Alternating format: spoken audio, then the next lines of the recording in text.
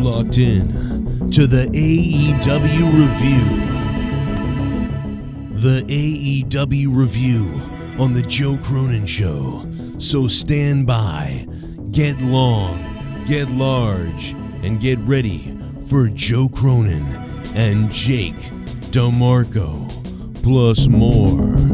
Sting has a big one down below, and nobody's surprised about it. I'm not, you're not, the world's not. Everybody's in the chat. Everybody's ready to go. Miro is a flaming... Derek Johnson in the chat says, Miro is a flaming homo. He can go F himself with his stupid sweater. It's the first comment that I came in here to see is about Miro. What's up, everybody? People are telling me they're getting an ad. Wow, you guys got an ad? I can't believe it. Finally. Oh, my God. You guys finally got an ad. Unbelievable. Well, tonight, I got to welcome you to the show. So without further ado, here's Wardlow. This is Wardlow from AEW, and you're watching The Joe Cronin Show. Wardlow, hang on a minute. There you go. A wrestling podcast with attitude. Wait a minute, Wardlow, do that again. We need take two. Wardlow, take two, Wardlow. What are you doing? Come on, give it to me. This is Wardlow. There you go. From AEW, and you're watching The Joe Cronin Show. A wrestling podcast with attitude. There you go, Wardlow. There you go. Much better that time. You did a good job. Appreciate Wardlow there. Hit that like button down below. We're close to 69,000 subscribers. 68,930 subs. 70 subscribers away from my favorite number in the world, 69,000, daddy. And you know what that means when we get to 69,000.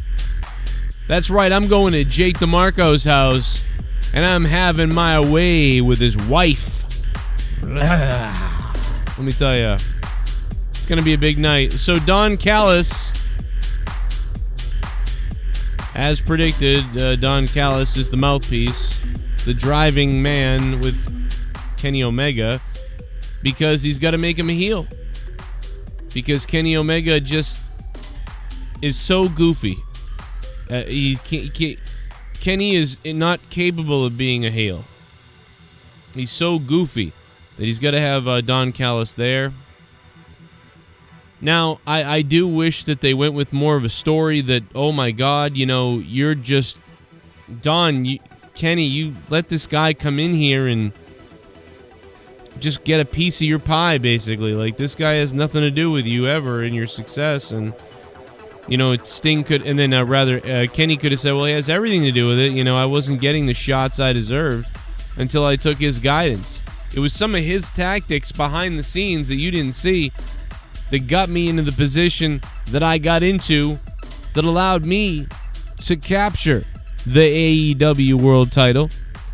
And then, Don, and then Tony Schiavone could have said, well, yes, you're right, it is Don who allowed you to capture the title when he helped you cheat the other night or take advantage of the rules or assisted you physically in winning that title.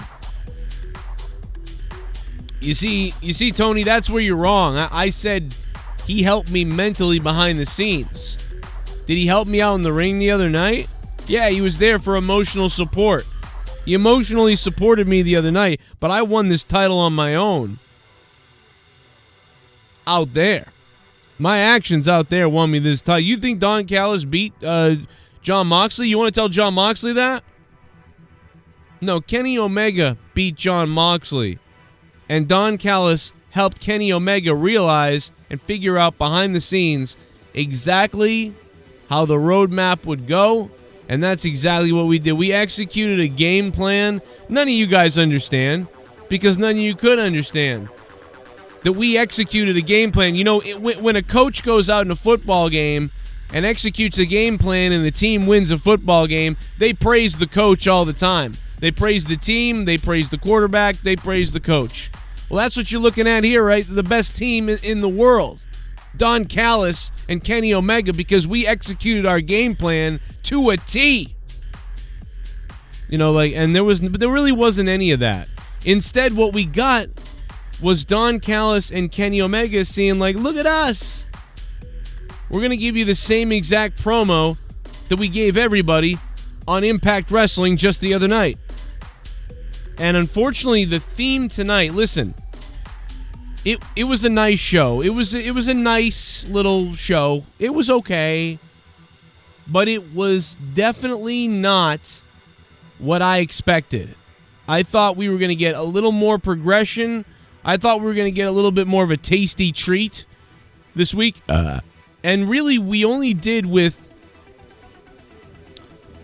nothing, really. Actually, I was going to say maybe the Inner Circle, but even they, while they sort of looked like they were going to make some kind of progression, they were really just kind of flirting back and forth with their current storyline, too. Yeah, a lot of it was just a setup, Joe, and that's the thing. I mean, most of this comes down to, it's building a lot for the weeks to come, but you didn't walk away taking anything from this show, unfortunately. Yeah, tonight I thought this was going to be potentially a night where, we got a few more answers and a few more, oh my God, what's going to happen next week? But instead, we really didn't. This was kind of I hate to say this was a little bit of a WWE Raw night almost. Like, hey, you've been seeing this. Not as bad. You're right. Not as bad. But a recap. Oh, did you miss last week? Well, let's just kind of add on to the layers a little bit this week, which is okay. They thought last week was so epic that they just wanted to remind you how epic it was. That was and this was one of those nights on paper we have been boasting about and looking forward to all week. And I don't feel like anything quite reached the level of what it did last week in terms of hype or excitement. But there were certain points that I did really enjoy. Nothing was awful. Even the Shaq thing I didn't hate. I wasn't crazy about it, but I didn't hate it. And a lot of us thought that was going to come down to one or the other. You were going to love it or you were going to hate it. And I actually landed in the middle. So do you want to know what the problem is? Do you want to know what I think the problem is? What's that? I think the problem is that they sort of write. I'm starting to wonder if they really write kind of week to week. Like, they have a long-term idea a little bit about some things, but sometimes they kind of write week to week, because we know that this was taped last week. So this was from last Thursday, and a few people actually pointed out some of the editing mistakes. So it was kind of funny to see people, suddenly walk up the ramp, then they're 20 feet away in 1/2 second, things like that. Nothing major, but just amusing. Yeah, so as soon as last week was over, they then went into taping this. And why that's weird, and why I'm bringing that up, is because if you wrote last week, you would have all these ideas. And then you wrote this week,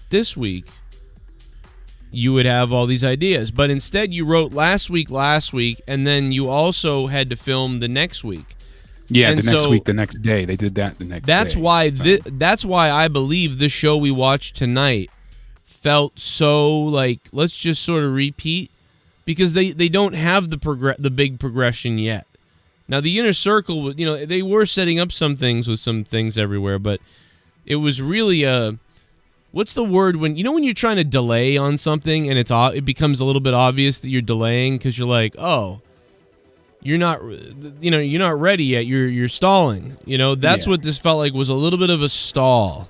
Yes. Which especially with the Shaq stuff, that was stalling because they seemed to course correct, and instead of the feud mainly being focused on Cody and Shaq, like that was the top level, and Brandy and Jade was the appetizer. Now it seems that they're going full steam ahead with Brandy being at the forefront, and the idea of Cody and Shaq maybe coming down the line. But now, Shaq says it's just a joke and he's defending Jade, but they want to make Jade the focal point, which I'm okay with. Push the female talent that's in your company.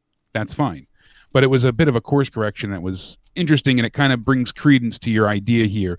I think they have an overarching idea as far as long-term booking goes. Like, we know that we're going to have Kenny Omega be the one to beat Moxley, and this is how we want to do it. But to get there, I don't think they have any plan at all. I think that is just a week to week. So right, which would explain why it was such a stall nothing. And, you know, but what I can say is it was still exciting to see the things we were looking forward to because we were so excited. But it did feel like, oh, I can't wait. Here comes Sting. Okay. And that was that. Okay. All right, let's see what happens with Shaquille O'Neal. Okay. All right. That was that. Oh, I can't wait to see all right. That's what that is. So, like, you know, I would have to give tonight. I don't even remember what winter is coming. We gave it like an 8 or something last week. I believe we gave a 7.5 or an 8 around there. Right. So I would give tonight a 6 or a 5.5 or something. And probably a 6 because the star power was still there. They were still trying to do things. They progressed some things a little bit, slightly. WWE, to put it in perspective, WWE for the most part on Raw tends to draw now a 3 or a 2 out of us. 3-2. You know, and we would suck ass for a 4. And so I would give this AEW tonight a 6. And probably more reminded me a little bit of an NXT week, where NXT kind of every week to me kind of just kind of blurs around together. That's what this kind of reminded me of. But we're going to get into the specifics in a second. One thing I want to say real quick before we play a donation, because I see a few of them popping up, and it's Christmas time, and I want to pay the gas bill, and I want to pay the electrical bill. And I want to buy the kids' toys. And I want to play with myself at night. Shaquille O'Neal and Brandy and Tony Schiavone. It was all right, but it felt like Tony was there to conduct an interview, but he really didn't have to do anything. Shaquille O'Neal. He was more of a mediator than anybody interviewing, and even that was a null road. He didn't really do anything, so that role was silly. Well, and Brandy felt clear to me, like, okay, Brandy's clearly upset about this, so Brandy felt like a human being to me, I guess. Shaquille O'Neal, though, Shaquille O'Neal comes off as just a troll weirdo. Like, yeah, because the way he said, like, everything I said, on Twitter was just a joke, and he backs down when he's in the face of the wrestlers. That's kind of how it felt. Well, and I get it because I guess he's the heel, and because obviously Jade is the heel. Yeah. So he's like, I respect you. Not really. I'm a troll. It was just odd for the massive Shaq to take a troll stance. You figure he'd be more assertive with his dominance. Because he's so large in stature that, he would look down on everybody, literally and figuratively. But it didn't seem like he was this giant not to be reckoned with. He seemed like a keyboard warrior giving them hell on Twitter. Well, also, Shaq, like with the goofy smile at the end, it was like, I got 3 different people out of Shaq. 1 second, he was Shaq, the sort of, oh my God, what's he going to do? Heel, I guess. Celebrity heel. Then he was Shaq the troll. Then he was Shaq the comedy relief at the end when he made that face. So he went through 3 different stages of me just going, what? Brandy was playing the same character the whole time. Brandy whole time. She was easy to convey and straightforward. She had a purpose. You knew what she was trying to do. And she was being civil, so she tried to work it out a little bit, and she was open to that idea. But you can tell she was still going to stand firm in her beliefs and not back down. That's her character. It worked from her end. I even liked the water throw, because as soon as you saw Tony holding, the glass there the whole time, that was obviously what they were going for. It was Chekhov's water glass, pretty much. But what I like about it, though, is that to see Shaq on AEW was really cool. And he was pretty cool in the chair, because Shaq is a cool guy. Like, I'm Shaq and I'm cool. And so I like that. And Brandy really, to me though, the reason why I say all this is because to me Brandy shined. I thought Brandy was so good. I was like, wow, man, Brandy carried the shit out of that. Like, she did a real good job, I thought. Brandy was in full, like, I don't know, man. I just really appreciated Brandy. The stuff she said, felt real again. Like, this is the best. I've always kind of been like, I don't know about Brandy, but this was the, besides her promo on Jade, this was another shining moment. So right now, Brandy and Cody really got to tip their hat to Jade and Shaquille O'Neal, because both Jade and Shaquille O'Neal have brought out the best in Brandy since the company started. So that's a pretty good thing and a good goal. So, and again, I'm going to also bash the Young Bucks. The Young Bucks open up the night with, who were the other two guys? The motocross guys? I forget all the name. The Angels. TH2, yeah. Whatever Evans the fuck. And Helico. Yeah, THC, whatever, the marijuana and motocross or something. The hybrid, too. Yeah, so these guys are basically... Now, they've been kind of a bit of a well-known since AEW launched with BET or AEW and things like that. Helico and whatever their names are. I still don't remember. Jack Evans. Jack Evans and Helico or Hunico or whatever. Angelico or and Jericho. Everybody says it differently, but yeah, well, they look like motocross. Jericho. So the motocross guys come out and, but unfortunately on TV, these guys have not been presented as anything special. We haven't seen much of them just on Dark. That's a problem that AEW has all over the board. Like even Abaddon, she's got this great win record, but we haven't seen her. So a squash match was good for a reintroduction tonight. That works. We didn't really get that with TH2 as they just attacked the Bucks, and then they had a chance for a match that if they won, the stipulation was they would get a title shot. So it kind of made the match a little bit unpredictable. Could the Young Bucks lose here? Maybe, since it's not a title match. But thankfully, AEW doesn't have their champions lose very often. If not, usually never. So that's a refreshing thing. Problem for me with this match, it was the Young Bucks versus the Younger Bucks. And some of the spots were interesting. Like, I really liked the one on the outside where they reversed the Irish whip into each other's arms, where they spun around and actually speared TH2. That looked good. But some of the moves that they pull off here, and I hate sounding like a Cornette-style complaint, but it really should be a match ender. Some of these flips and that's a finisher and a half. Coming down where you do a double team move where one's doing a neck breaker, the other one's doing a back breaker from the top rope. That's a 3 count. So it's hard to always have the same match where the Young Bucks have to, they get behind, they're almost going to get beat, but then they pull it out in the end with a strong victory. Usually the BTE driver. I don't understand. It's formulaic. Why are the Young Bucks having a knockdown, drag-out, oh my God match against a team like this? This makes no sense. This makes the Young Bucks look stupid and weak. So when you have a crazy build against a team, you're going to go out there and you're going to have a 30-minute just knockdown, drag-out war match, and you barely come out winning, right? You barely come out winning. But now it's Dynamite, and it's the beginning of the night, and some, lower-end tier team, nobody team, challenges you, and then you're going to have a knockdown, drag-out war with them over the belts. It's like, what are you doing? Stop it. What the fuck are you doing? Having 30-minute, 20-minute matches with every single team, putting every team over. Like, and in a way, okay, like it's that close every time, I guess. So it's just, to me, is like, that is, I don't know. I mean, maybe it's a formula because, but if you look at the UFC, right, which is real, right, the real UFC, you get different things. Sometimes you come out there and the thing goes to the very end and it's a decision on the judges. Sometimes you go out there and you see just a war, Sometimes you go out there and you see a lot of grappling, and then all of a sudden someone gets knocked out in the 4th round. Sometimes you go out there and it seems close for a second, and then someone gets knocked out right away.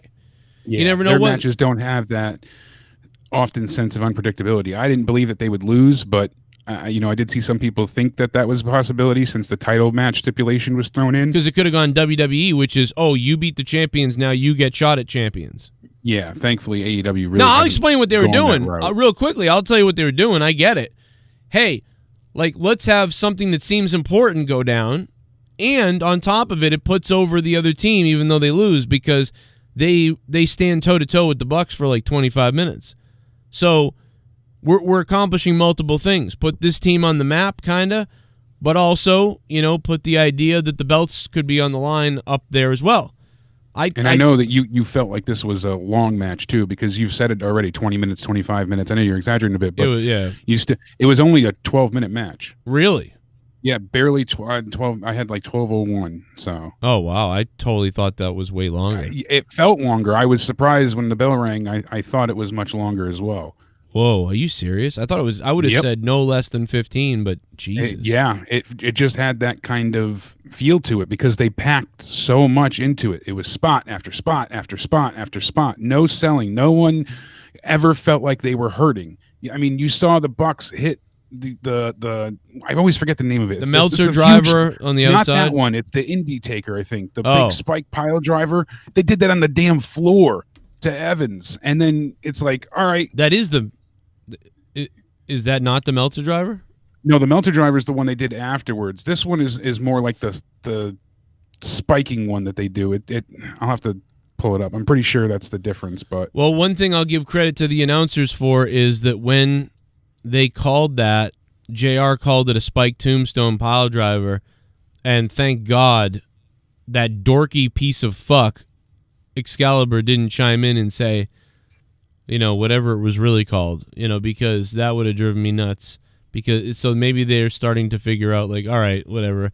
That's not what the Young Bucks call it, but yeah, it is a spike tombstone. I'm not going to correct JR. So good job, Excalibur, holding your tongue, biting your tongue. I'm sure Excalibur wanted to punch himself in the dick 7 times during that because JR said it wrong. But hey, whatever.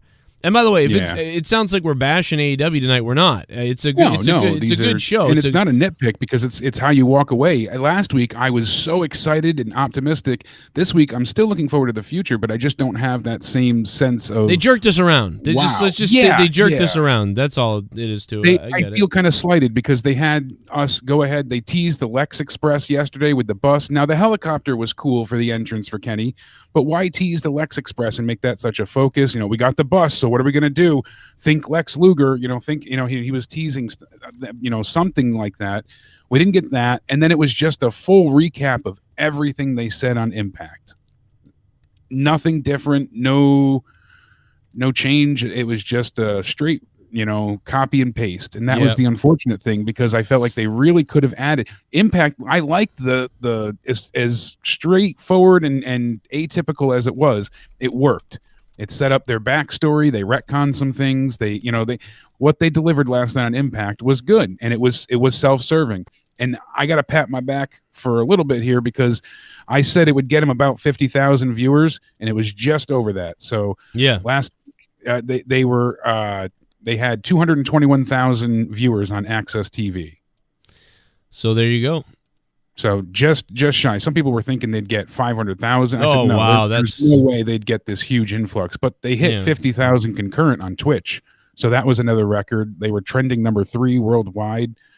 Sadly, they did the same goddamn promo, and that's why it was like. Yeah, that's that why. Was so again, part. when people out there tonight who think we're shitting on AEW, I'm not. It's still better than WWE by far. It's still a 5 or a 6 tonight. Maybe you're out there giving it a 7. Fine, but the fact is, it takes away when I basically watched this promo on Impact Wrestling the night before, and then they come out and they do the same promo. Now that's okay because. In real life, you see this all the time. You see when a band is on tour and they're promoting their tour or promoting their album or someone's promoting their book, people tend to go to the same stories. Like, when I was writing the book, Diamond Dallas Page promoting, his stuff, I used to have ADD and then I was like, what's wrong with me? And blah, blah, blah. And he tells the same story 900 times everywhere because that's the fact. Well, they're telling the same story everywhere because that's the fact. Problem is Impact got it first. So when I saw it on AEW, I said, well, I saw this already, and okay, but if this was the first time we saw them talk about it, it would have felt a little more exciting because I would have said, okay, that was interesting to hear Dawn and Kenny explain their actions and what's going on here, what's going to happen next week. But instead, yesterday, I saw them explain their actions, and then I said, oh, wow, what's going to happen on Dynamite? Well, what's going to happen on Dynamite is they're going to come out here, and they're going to say the same thing they just said the night before. So you can just kind of write that off as you already heard it. So now wait for next week, actually. So, and one of the things is, sorry, I I'm going to give that. I'm going to give that segment like a point or two down because I've already seen it. But explain this to me with tonight. Here's what I don't understand, and the way they built it last week, they booked ass out of the building. Like they even said tonight they had the greatest heist since the screw job in Montreal with Brett and Sean. Okay. You ran out of the building. You got in the car. You escaped. You went to, all over. You've gone destinations. You were on Impact last night. You said that you were going to make this big return. You came in on the helicopter, but why run away? Why go ahead and take off? Someone had tweeted out earlier. They said, I thought the promo was great, but why did he run away last week if you're just going to return on the next show and casually hang out in the ring for 10 minutes? Well, maybe you wouldn't rob a bank and return the next day. Yeah, it was a little weird. And I guess the point is they didn't know what was going to happen that night. Maybe the boys are going to try to beat him up or something like that. And they kept did. Saying, we got an announcement, and our announcement is next week there'll be a big announcement. Yeah, so that's disappointing. Now it's wait for next week again, even though you waited for this week. So exactly. You know what they should have done? They should have stood in the ring with Tony and somebody else. Somebody else should have came running down to the ring, an official. Maybe Tony Khan. I would have had Tony Khan run down to the ring with a microphone or something like that. Or maybe Don Callis could have asked Tony Khan to come down to the ring. And what I would have liked is them to stand in the middle of the ring and Don Callis to say, this was the big, listen, we didn't know what was going to happen. We didn't know if we were going to get attacked. We didn't know, we got the hell out of here last week. But here we are this week. I think everybody understands whose house is in, about what's going on here. This is the biggest heist since the Montreal screw job. There's just one thing missing. Tony Khan, please come out to the ring. And when Tony Khan comes out to the ring, Don Callis looks at Tony Khan and he smiles. Kenny Omega looks at Tony Khan, he smiles. And then Don Callis or Kenny, I would rather Don because I feel like if Kenny did it, he could be stripped of the title and all these other things. Don Callis punches Tony Khan in the fucking eye. Like, that would have been something at least. Like, oh, this is the biggest thing since Montreal Screwjob. There's just one thing missing. Oh, I know. The owner gets a black eye. You see that, Tony? How do you like that, Tony? There was just one thing missing, Tony. The owner gets a black eye. That was the only thing missing. Hey, listen, he might suspend me, he might ban me, he might put security guards out here, but Kenny, no matter what, you're still the champion, man. So you know what? Tony, you do what you do. You find me. You do whatever it is. He didn't do anything. I did it, Tony. I did it, brother. Something like that would have been like, okay, at least something happened. You know what I mean? But it really was just, here's the Impact promo. You heard Impact yesterday. Here's the promo again for the people who didn't hear it. And by the way, I understand why they told it again. Because guess what? Didn't watch Impact. Because 90% of the people didn't see the promo yesterday, so they were probably all right with it. Now they probably still did think the same things we did. I didn't even consider that till now. That's a great point.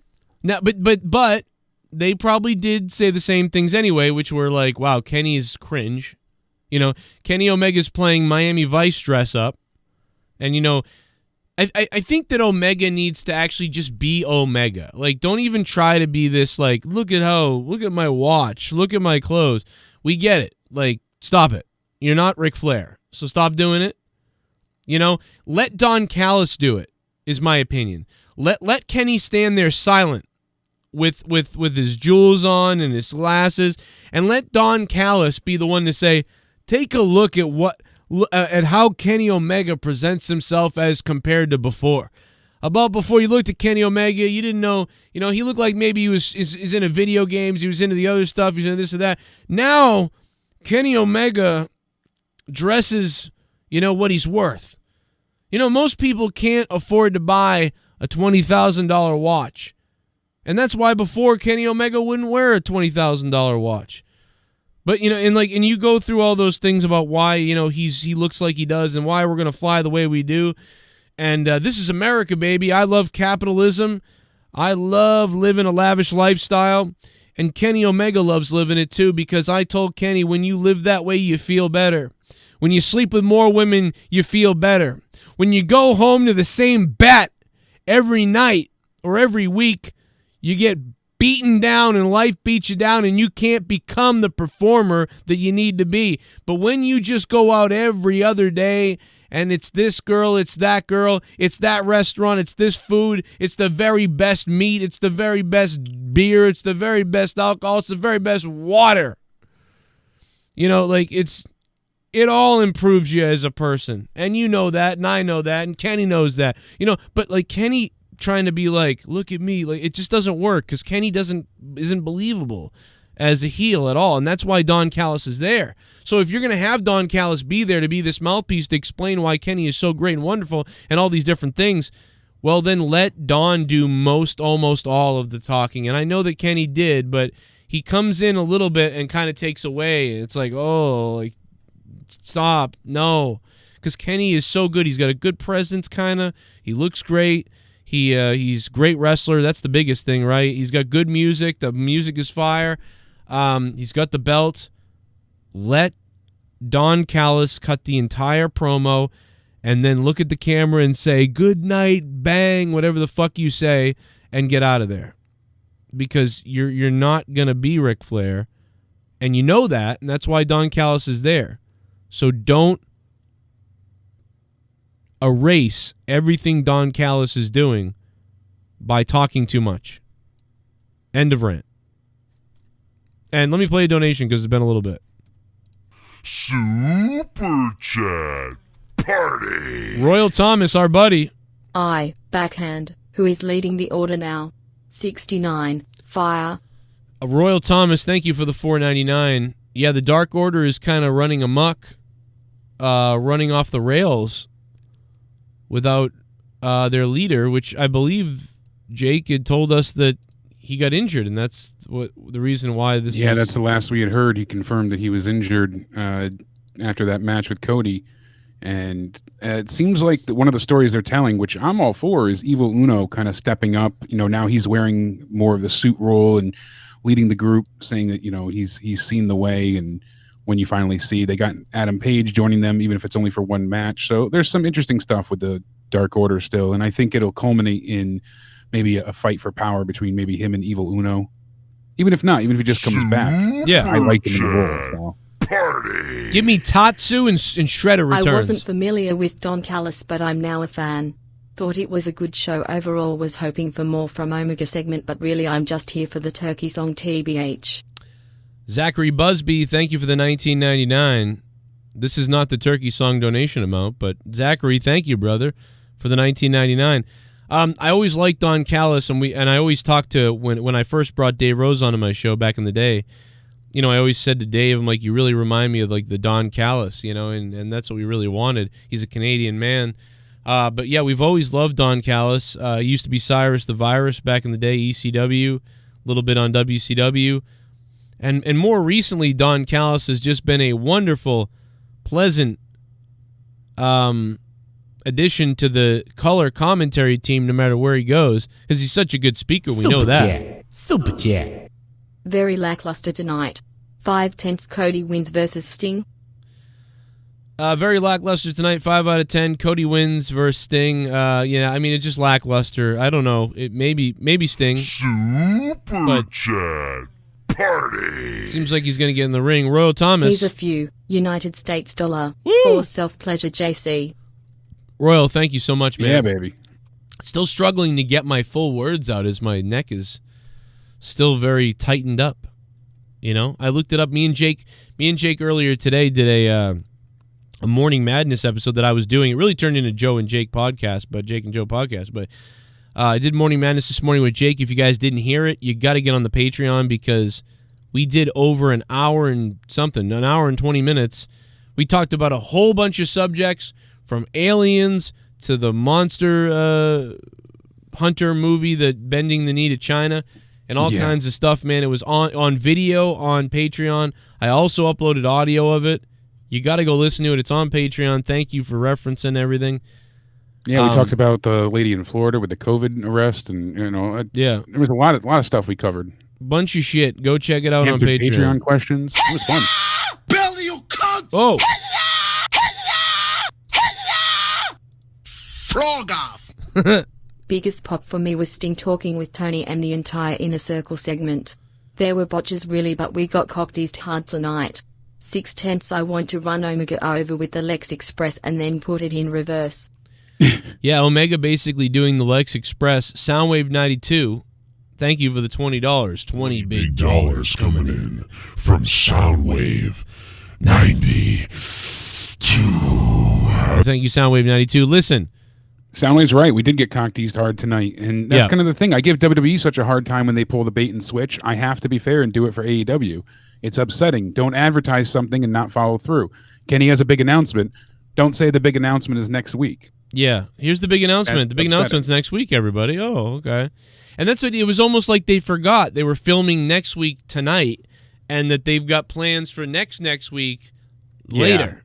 So None like, of their tape shows have been really that, up to snuff. yeah, You can tell. But one thing I do want to know, I don't know if it was they added to it because it was taped or they just had more fans in attendance tonight, but the fans were much louder. I think they added stuff. I think they add. I think they had time to add sweetening since it wasn't live. That's my assumption, but it sounded like a fuller crowd. I so I'm thought- assuming that it was sweetened. But right from the beginning, I said to myself, and I'm glad you brought this up because I almost forgot. Right from the beginning, I thought to myself, oh, they threw some crowd noise on. But I thought, I don't blame them because why not? And it really wasn't over the top at all. So you barely noticed it. If they did it. If they didn't, I mean, for all we know, there were less people in attendance, so the people that were there might have sounded louder. That's a possibility, too, a phenomenon that happens. That is a possibility, but it did sound like they layered some audio in there. I also thought, well, it was also nice to see Miro at the end looking like Slim Anus. That was really nice. Miro looking like Dennis Rodman from the 90s. Like Miro really looks like in a his cocksucker. $350 shirt, I just found it too. I was curious how much it cost. The Yeah. Versace jeans, couture, whatever shit.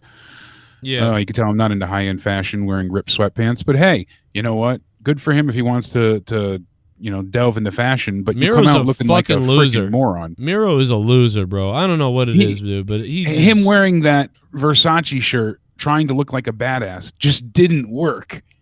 It was such a clash between the blonde hair, and when he makes an angry face with the blonde hair, it just kind of makes him look goofy. I don't know if it's just me Yeah, he feeling doesn't this look way, but right. he does not seem intimidating at all. And they treated him tonight like he was, what Brian Cage has been for months.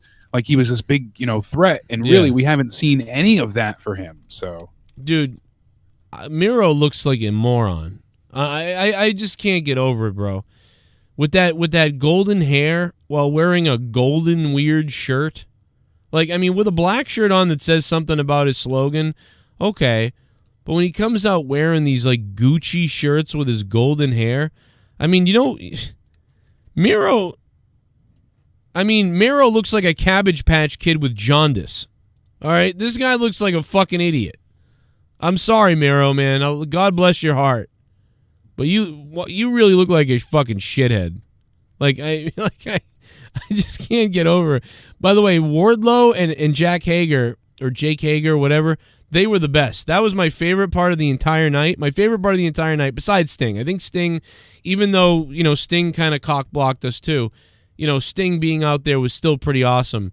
So even though that was a, part 2 of last week, I think second place was definitely Wardlow and Hager being like, you keep staring at me and like you're looking at me. I mean, they did the classic thing, but yeah, it was funny, dude. It was good because things can be formulaic at times. It's a matter of how you deliver them. And that's why, like in the Young Bucks match, you could still follow a formula, but it was too much packed in at times. As with this, it was formulaic. You knew what was going to come next. You knew what was going to be said, but they're so damn enjoyable and just charismatic. It doesn't matter. You could say the lines with them and you're still chuckling. Well, why are you staring at me? You're looking at me. And then they're still glancing at each other, staring sideways. I was dying with that. Yeah, that was dude, great. I was really laughing my ass off at that, dude. That was fucking hilarious. I don't know, man. That was the whole thing. And Sammy Guevara had something about him too tonight. I don't know what it was, but I believe Sammy when he was like, fucking, I don't know, something about Sammy was kind of fire tonight. I almost wish that. Oh, I still say this is the slow burn to his, not even slow burn, but it will be. It'll take a little bit of time, but this is going to be the full on catalyst for his face turn. Yeah, they were really impressed with how he wrestled against MJF. I heard that for weeks ago, and we mentioned it out of nowhere, and they said that they wanted to turn him face soon enough. He acted like a great baby face in that match. They saw that he can deliver, on that side of things. They need a few more faces, and I think it'll work well. He said tonight he laid the foundation for it. One more thing happens at all whatsoever, I'm out. And he told it to MJF and Jericho. And I think, we're going to see MJF. I just remembered something. We're going to see, MJF screw over somebody. Sammy will be the good guy in the situation, and that'll be his face turn. And thank God, I think my favorite part of this entire night was that Jericho watches Dynamite. Jericho watches Dynamite. Yes, he said it. I saw what you did last week. I watched Dynamite. I'm not an idiot. He told MJF, I saw you with the towel. Yeah. Now MJF panics and says, oh, I was wiping sweat off my brow. And I was, that was great. That was perfect. Why? Because it's seeped in reality and it makes sense. They did it also when they did their intro and they called each other names. Well, what did you mean? Well, I was calling Tony. I was calling the limo driver. That was a callback to that as well. But thankfully, they don't make the audience feel like a bunch of retarded morons. How many times on Raw have we seen an angle happen where someone gets attacked and they're like, I don't know who did it. Well, go watch the damn YouTube channel. Yeah. Go sign on to Twitter and you can see the clip of who attacked you. Now, for 30, they still copped out the same way. But the fact that they acknowledged it at least was like, okay, good. But, there are some people that think that it's almost a retcon because they thought the whole week tonight was going to be about that. So they thought tonight's whole thing was going to be about when I saw what you did last week. But instead it was not about that, and they did the classic, we'll just ignore it. But not really, because he does mention, I saw it, dickhead. It's weird in a way. But at least they addressed it, and Jericho just wants to put it all behind him because he knows that they're better working as a united front than against each other. He knows that when they're, on the same page, they're a force to be reckoned with, as we've seen previously. But to have them at odds, that's dangerous. So Jericho paid no mind to that, and he knew it wasn't Sammy. He addressed it, but that smart moment, it just makes me feel, I don't want to say rewarded. That's not the right word, but like, it's a wink and a nod. Like, yes, we're watching what you're watching, and we appreciate that. We're not going to treat you foolishly. Right. Yeah, it's nice. Those little things where you undermine the fans that WWE has done often, and not that AEW hasn't done it at all, but little things when they bring that up just makes me feel like I'm not, crazy. Yeah, it was nice because we always talk about that stuff. Why don't they just do it? And like AEW does it. And these guys think of that shit a lot of times. Sometimes they don't. There's sometimes where you're like, well, that doesn't make sense. And everybody, makes mistakes or forgets or just sometimes like, listen, we don't have time to put that in there. Whatever. People won't care. Fuck it. That happens. But there's an effort to try to get that right, and that's why, it's much appreciated. Soundwave92, thank you for the $20. And everybody who's been donating tonight, thank you guys. If you want to donate, the link is down below. Streamlabs, Twitch alerts, all that stuff down there. Also, if you guys are a $25 producer, patron, or above, your name's going to be listed down below in the description box under the producer level, getting the producer credit down there. So look for that as well. Throughout the week, I'll be updating it. It needs to be updated a little bit. And into December here, we get some new producers. $25 producers. Thank you for that. And yes, Jake is now married. So now he has a 40% bigger chance of getting divorced when you get married after being together for more than 3 years. So good luck. If you don't hear from me for a few days, then you know who made me disappear. And you got that surgery, too, that also gives you a 40% chance to break up. Yeah, on top of it, it's double the odds. So really, your odds right now, if you look at it, you have a 60% chance of right off the bat of breaking up with your wife in the next year. Got to work twice as hard. That's so weird. Isn't it crazy the way they stack those stats on top. But Well, it makes sense when you break Boogie. it down. Remember when Boogie was getting the surgery, and then he was like, and me and my wife are well aware of the stats on when you get this, and then 8 months later he got the surgery, and then they broke up. Yep, and they were actually together very briefly for him going through the surgical part. She left not long after. Yeah, and that's because she became more of a caretaker than a wife, and that's what happens too at times. So, but it's weird because it feels like a lot of those people want to be a caretaker, and they're mad you're getting the surgery because now they can't be anymore. Yeah, so that I wonder, because she's taken care of him for so long. I wonder if that was part of it too. Yeah, like oh, you don't need me to do all those things. I liked having to get up and do this for you. I liked getting the scooter for you. I liked doing all those things. Now I have to actually, now you can just do it and you're independent. Now all my insecurities about myself are coming out because I felt more powerful because you were so weak. But now you're more independent. Now I feel insecure and I'm leaving you.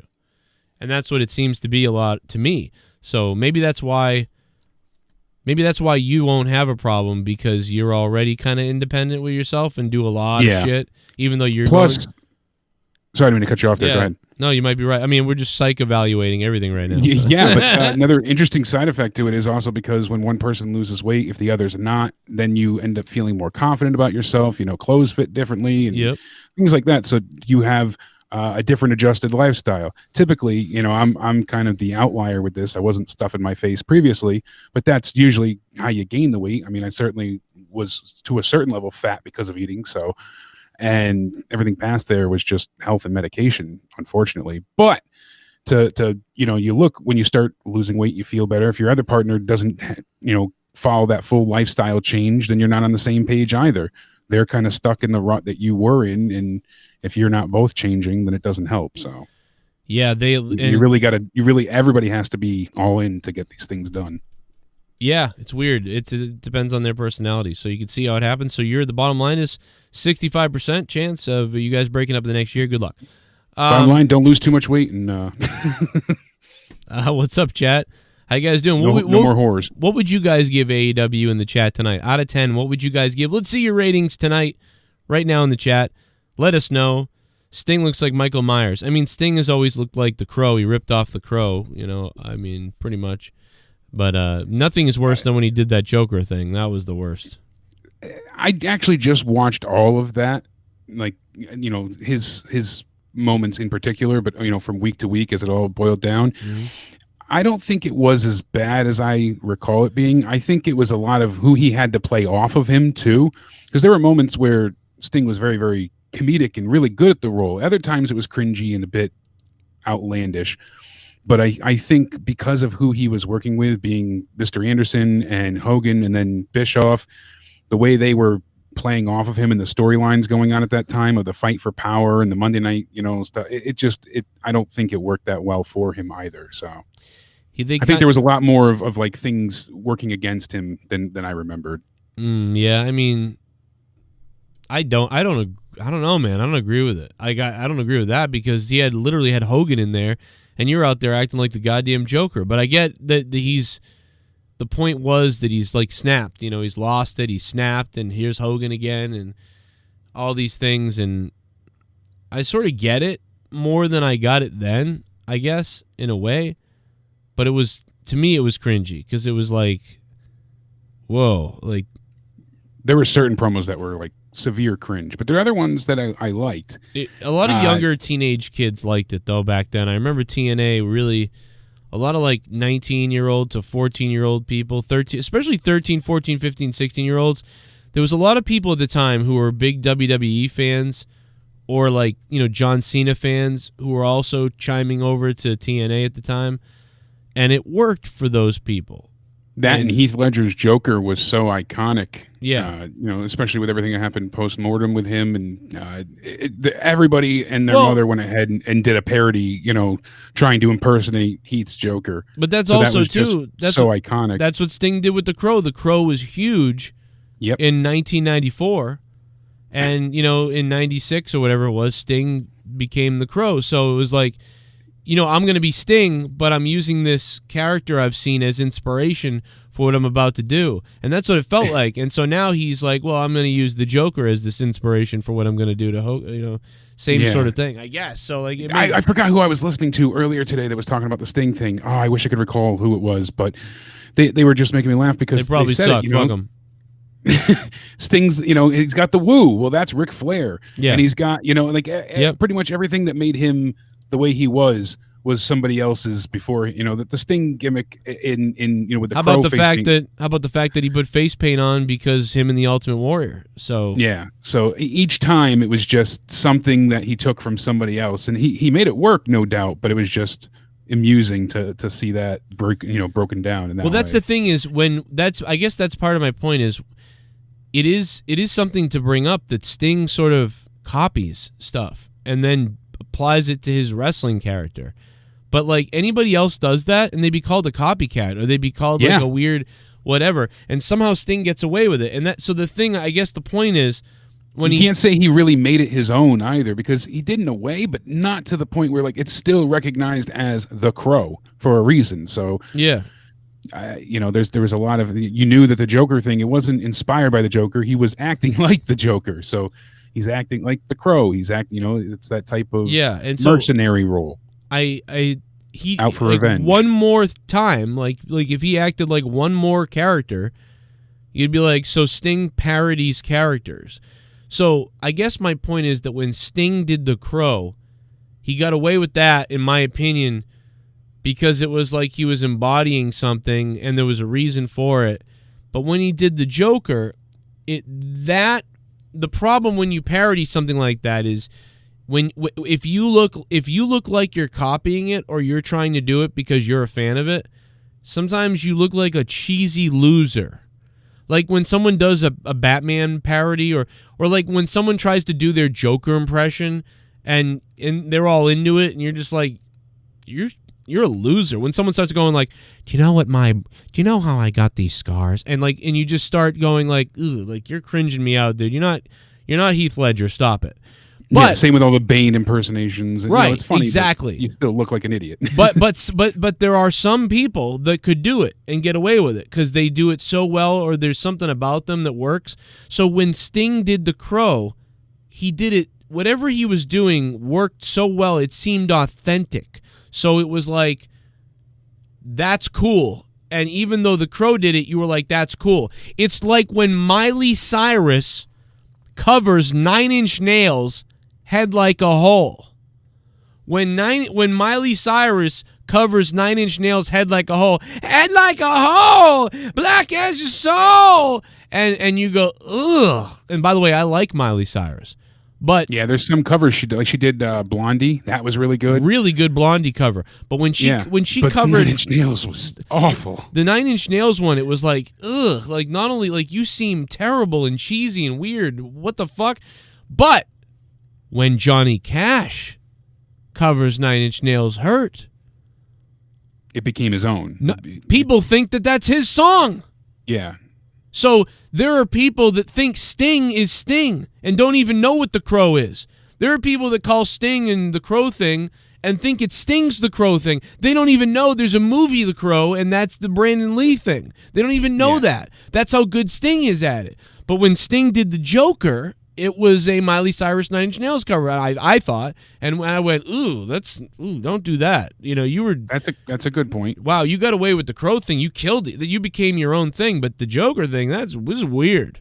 So yeah, I know this is weird to be talking about this, but it's just well, no, it's all relevant to Sting and kind of the evolution that he's had.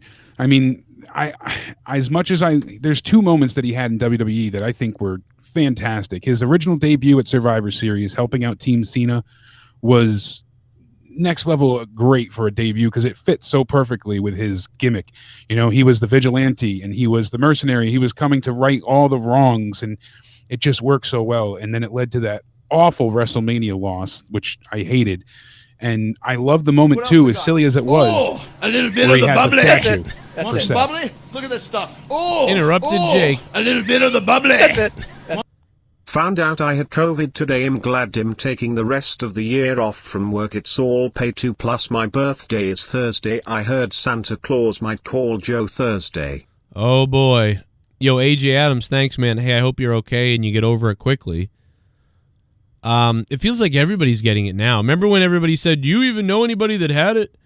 Yeah, and it was like, needle in a haystack. Now there's so many throughout the community, friends, family. It's like, I'm getting a message. I knew, what was it, about 3 weeks ago, I knew 8 people that have had COVID, I think.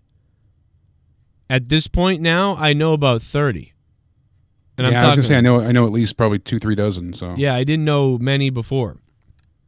Courtney's cousins, her younger cousins have it, and it's scary because the younger of the two has a heart issue. She's already had open heart surgery as a very young girl, so Jesus, they're worried about her, and it's just day to day. But you know what? Even though that's crazy and scary, I bet you she's going to be all right still. I bet you she will be. That's the long running hope, but it's stressful. So, well, Amanda Carmen just tweeted out 6 hours ago. Need a good massage, lots of knots.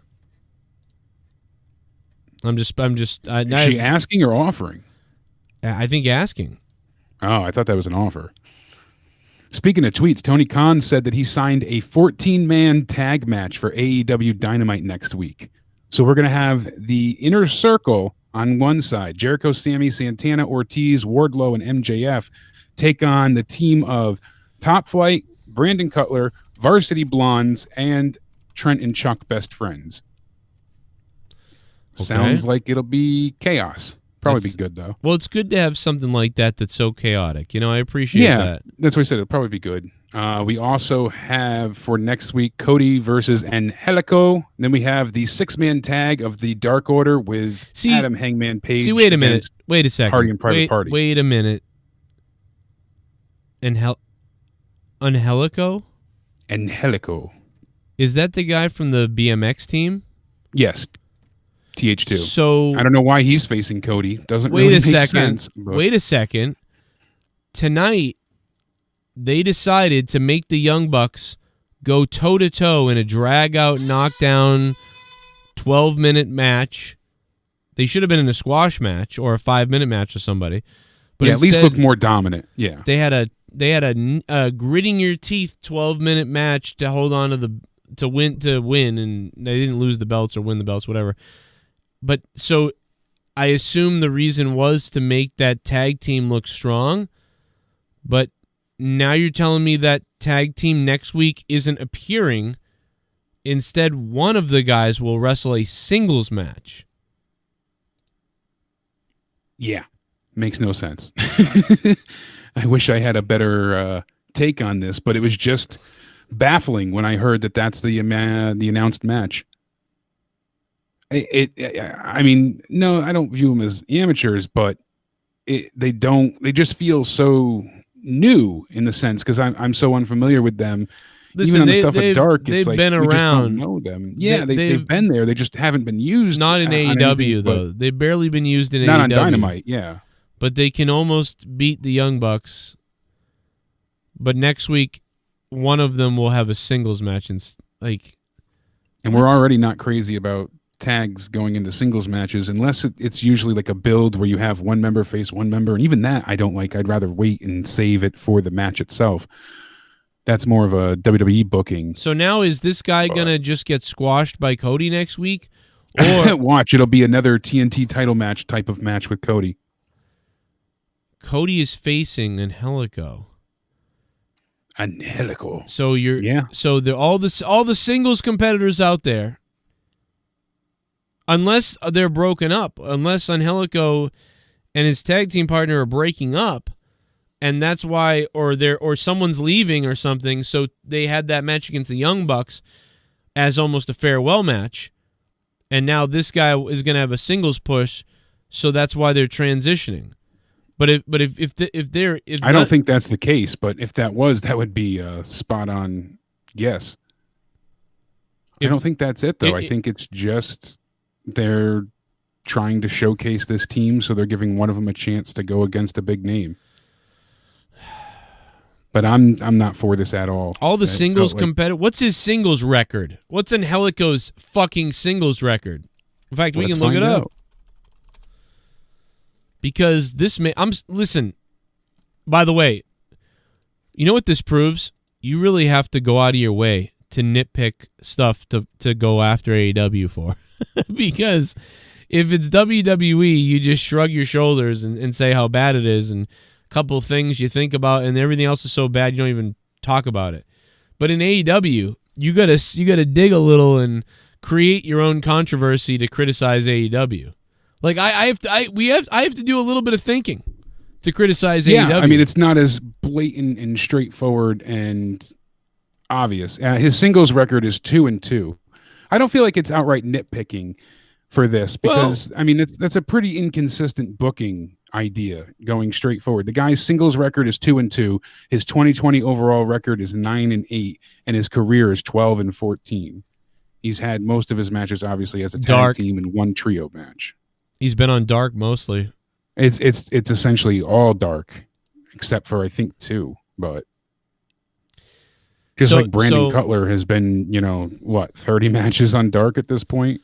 So there's two outcomes here, right? If it's a 5-minute match, Cody wins. Okay, cool. But then you go, well, why did the Young Bucks have to go toe to toe with them for like 90 minutes? And I guess you could say, well, he's not used to singles and he's just not good at singles. He's a tag team guy. Okay, so 5 minutes against Cody.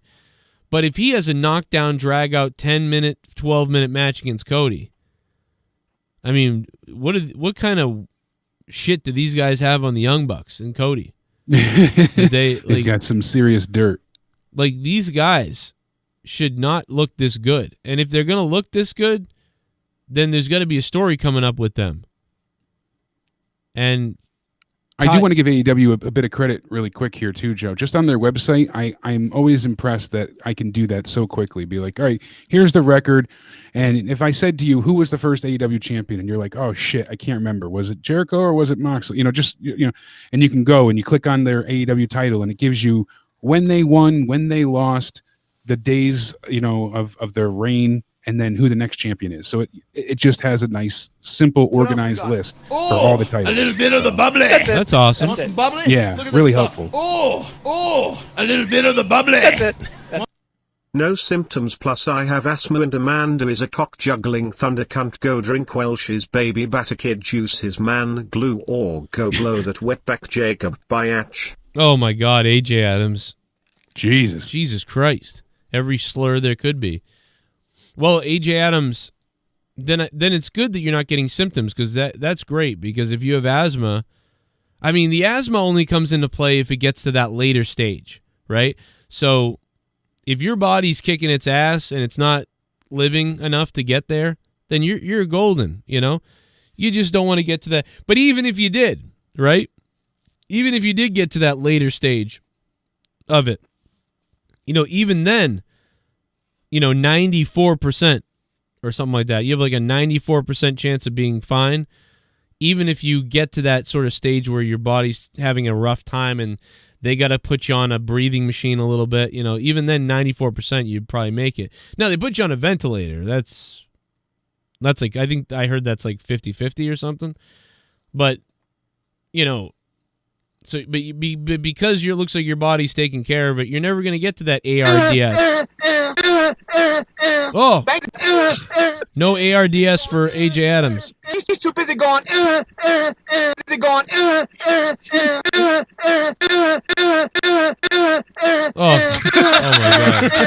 God. What's Good World Wrestling Podcast Tag Team Champions of the World. Woo! The Joe No Corona Cronin, the Badass Big Daddy Jake DeMarco. The YouTube Wrestling Tag Team Champions. My guys, please show this week's Woman Botch Wednesday quick now. Yo, Botch Club on Instagram and Botch Club on TikTok and the Wrestle Daily on Instagram and TikTok. You got to check them out, guys. Check out Botch Club on Instagram. We've been watching them for weeks now, for months. They've been sponsoring the show, but they also have just an insane community on their Instagram. You got to go look at it, man. I'm telling you, bro. Even wrestlers are constantly commenting on their videos, like real wrestlers, laughing at stuff or reflecting on things. Here's a little Botch for you. That's exactly what you. Oh! Like I said, to me, Jesus, it's a freaking the jaw. Oh man, That's exactly what you. There's a lot of shit on there, man. I'm telling you, go through their catalog. Within 1 week, there's like 20 videos to entertain you, like every day. Check it out. And you know, was one last thing on COVID. If you out there and you get a positive COVID test and you don't believe it, so you do the up the nose COVID test and you don't believe it, and you want to find out if you actually did have COVID, I got news for you. It's real easy. Go to Quest Diagnostics or go to a local place and get the blood test. They'll take your blood and they'll tell you if you ever had it. Yeah, you can get the antibody test. Right. So at the very least, if you think like that you got a false positive because you never got sick at all, or maybe I got a headache, but I don't know, and you go get tested and then they say positive, and then weeks later you go, geez, don't know if that might have been fake or a false test. Well, it can be $50 to $200. Drop $50 to $200, go to a lab, Quest Diagnostics is one, and you can just walk in on appointment, and they'll fucking send away, and in 2 days they'll call you, and they'll tell you, yeah, you never had this. And the blood test is way the fuck more accurate, so you're going to know. So if you want to be scientific about this, go get the blood test. Then you'll know. Then there won't be walking around, I don't know if I had it. Maybe I had it, maybe I didn't, maybe I did. No, you won't. No, you're going to know because they're going to do the blood test. So... And while you're at it, get a whole CBC, a complete blood count, and check all your shit in your liver and your kidneys just for the fun of it. What the fuck? Dr. Joe's at it again. Drop $250. If you don't have insurance, drop $250 if you can. Merry Christmas to you. Now you know your glucose levels. How about that? Go do it. And if you have insurance, they'll just complain about shit and they'll do it. You know, but when you have insurance, it becomes a different thing because it's somebody else's money. So then some places here depends on which facility, but they have free testing. So there you go. Yeah, you might even get it free. That's a good point. But I mean, I have no insurance. I have zero insurance, and I can go get a complete blood count and a test to see if I ever had COVID for $120. So it's like that's not bad.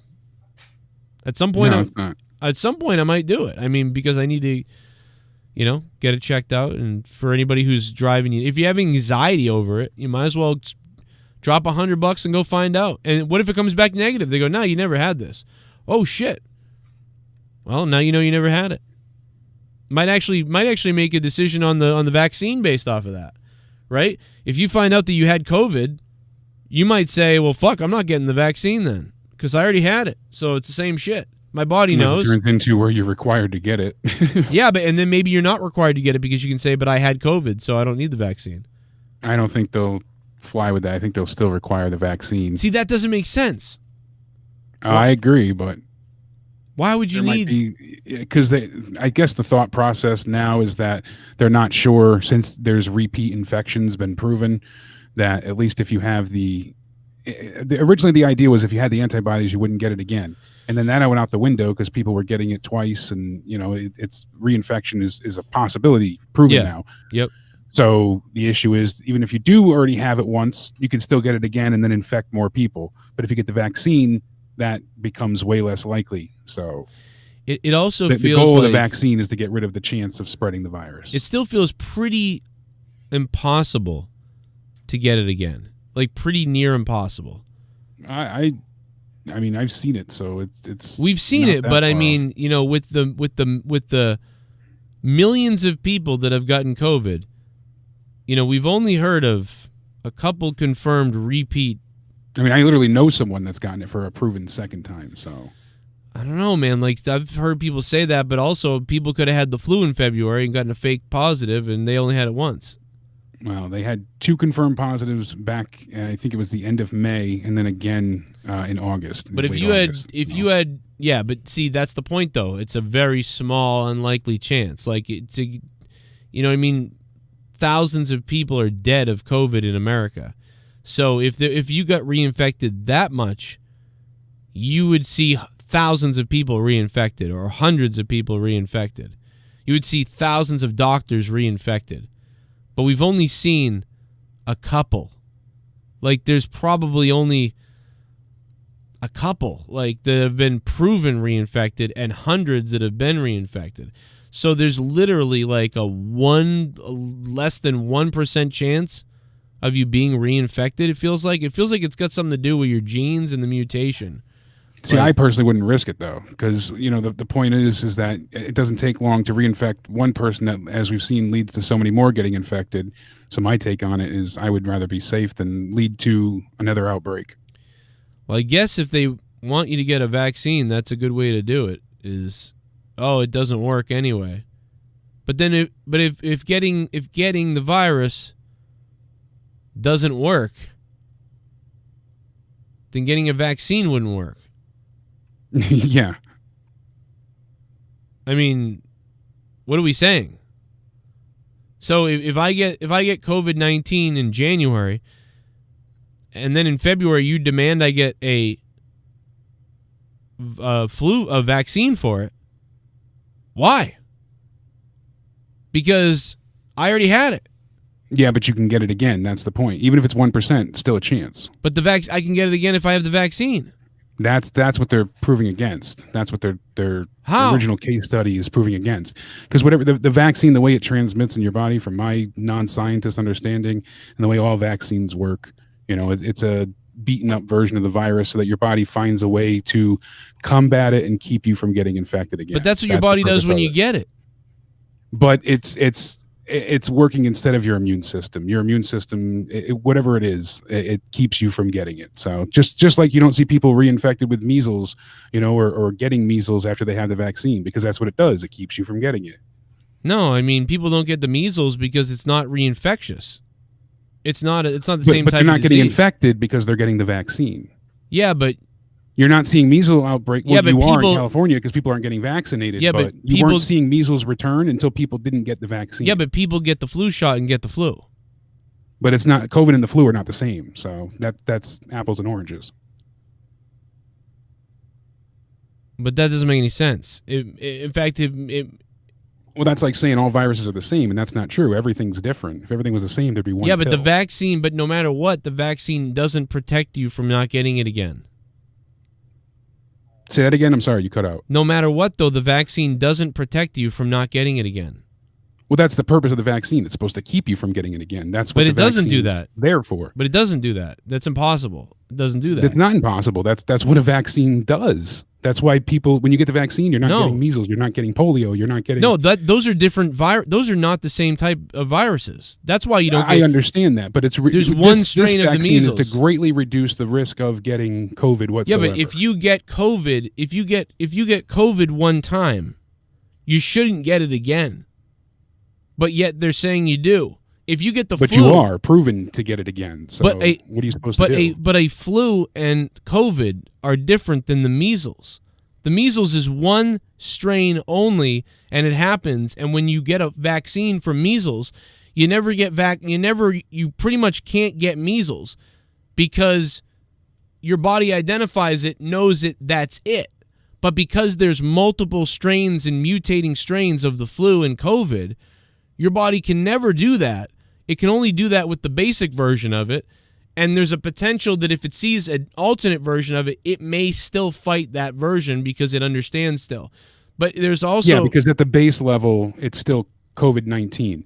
So even if it mutates, at the base, it's still the same original virus, but the proteins that attach to your cells to get you infected could be different. That's the risk. But so if you get the vaccine... You're introducing the vaccine right here. It says the purpose of the vaccine to help your immune system so your body will be A, ready to fight the virus if you are exposed, or B, reduce the risk or chance of exposure and spreading it to others. And the efficacy rate of the one vaccine is at 95%. So basically there's a 5% chance. So that's better than 100% chance of being at risk to get the virus or reinfected with the virus versus a 5% chance after getting the vaccine. So people are telling me to take the loss. So explain to me what's the loss? Like what? It's the risk of getting COVID if you don't get the vaccine, and the long-term effects that are still unknown of COVID. Just like the vaccine. But if you already got COVID, why do you need the vaccine the next week or the next month? What's the difference? That's what I'm looking for. Someone answer me the difference. If I get COVID in February, why do I need the vaccine? Because you can get COVID again. But you can still get COVID reinfected. again. But can't you get reinfected off the vaccine? Yes, you can still get it with the vaccine, but it greatly, greatly reduces your chance of getting it and spreading it. Why? Because the vaccine makes it's a medicine that makes your body not susceptible to the virus. Whatever it does, whatever the scientists have created, they made it a way to keep you from getting sick. There's a 95% bonus to you having the vaccine of not getting sick. I didn't know that's how. If I got the flu shot keeps me from not getting the effects as bad. The flu shot doesn't keep you from getting the flu. It makes you less likely to get the flu. But the real purpose of the flu shot each year is to make it so you don't have to be hospitalized with the flu. It reduces the lethality of the flu. It reduces the length that your body is sick. It reduces the symptoms that you get, the severity of it all. That's exactly what the purpose of that vaccine is for. Good God, we're gonna have to get a scientist on here. Yeah, I don't know enough about. How this specific vaccine. We're gonna have to get a scientist on here next week or whatever. Back to AEW. I get it. It's just it doesn't. I don't get it. I get it, but I don't get it. And with the flu, they guess every year what flu. Yeah, because if they didn't guess, if they waited to see the actual strain of the flu, then they wouldn't be able to give you the vaccine and produce it in time. That flu season would be over. They have to guess because basically production takes so long that if they didn't guess, it wouldn't be available in time when flu season starts. By the time they find out, it's flu 712, so we need vaccine A and B. Well, we got vaccine AB, but now we have to go to the facility, make it, produce it, ship it.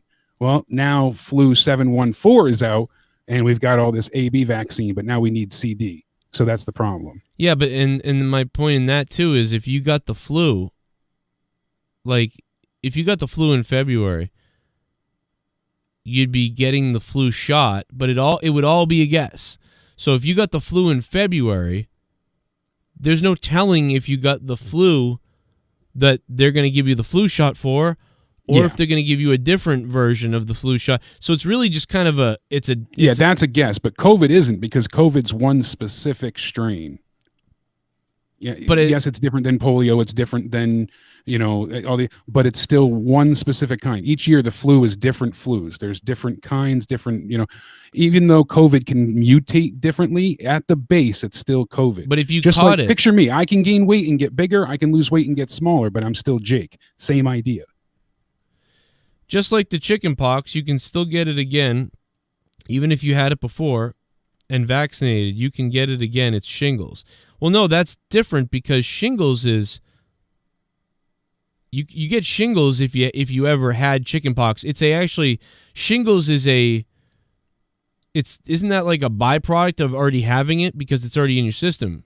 Yeah, and I never had chickenpox, got vaccinated against chickenpox, and then got them in college and was extremely sick from it. So yeah, and so it's like that's like saying I got a vaccine for HPV, but I already had HPV.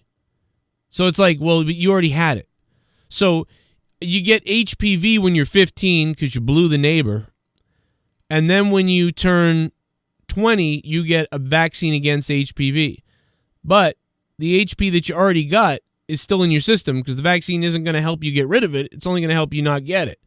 So now when you're 40, you get genital warts, and you wonder where it came from. So that it protected you against some of the other strains of HPV, but it didn't protect you against that one. So I guess my point is that it's still weird to me, since COVID isn't the flu. COVID is people are saying, I guess in the chat, that it's like measles and mumps or whatever, or it's something different than all of that stuff. But it's SARS. And in original SARS, if you got one vaccine, that was all you needed. Yeah, because SARS and acute respiratory syndrome is one type of virus, so that works for that strand. I don't know, man. It just that doesn't make There's any sense. different strands, different types. If I get COVID in February, why the fuck would I get a goddamn shot? Because your body's month? immune system isn't capable enough of fighting off this particular virus. But it will be your the body's next time. Not strong enough. But by adding in a vaccine, that makes your body 95% more effective of fighting this off. The vaccine, whatever it does, it's magic from Harry Potter. So I guess what we're saying is that if you get COVID the first time and you get sick really badly for 2 weeks, if you catch it again, you will get sick very badly again for 2 weeks, probably again. Not necessarily. You can get it. Some people have gotten it again and been asymptomatic, and some people have gotten it and died the second time. So that's the problem. It's unpredictable. It's not as consistent as the flu. That's why they had this pandemic, and we haven't had a pandemic for any other thing in my lifetime and your lifetime, because it never came to a point to where we needed to as a society to bunker down and deal with it. COVID is a fucking tricky mistress. That's the problem. None of it really adds up the way people thought it did. It's making men sterile so they can't have kids afterwards. People that had no symptoms, were never sick, got COVID, never even had a sniffle. Now they can't have children. You have people that go ahead, and that's because COVID apparently stores itself in your testicles. So it's in your balls if you get it. Good to know. Women have 4 spots where the virus sits. Men have 5, and the 5th one's actually in the testicles, and that's in the heating core of your body. So that's why it affects men's reproductive system. It's ruining people's lungs. It made a freaking 17-year-old kid, never smoked, pure athlete. Now he's on a freaking ventilator, and when he got off, he can't even breathe. It's awful. People have that honeycomb lung that make it look like they've got huge burns or terrible scars. Well, maybe that's what's in my neck for the last 4 weeks. Maybe COVID. That's why I said it wouldn't hurt to get checked. I've been saying it for a while. You might want to get tested or looked at. Well, the whole family was sick. So I mean, that's why I said when you guys all kind of passed it through the house, you might have all just had a very mild version of it, but it wouldn't hurt to get the antibody test to see if that's what it was. Well, not the balls. I don't think I got a kid. Go to bed. Right. I ain't doing it. I like Santa Claus needs to bring me a couple grand, and then I'll go to Quest Diagnostics. But everybody, they have the rapid active tests that do the antibodies that are, I think, $22. Where are those?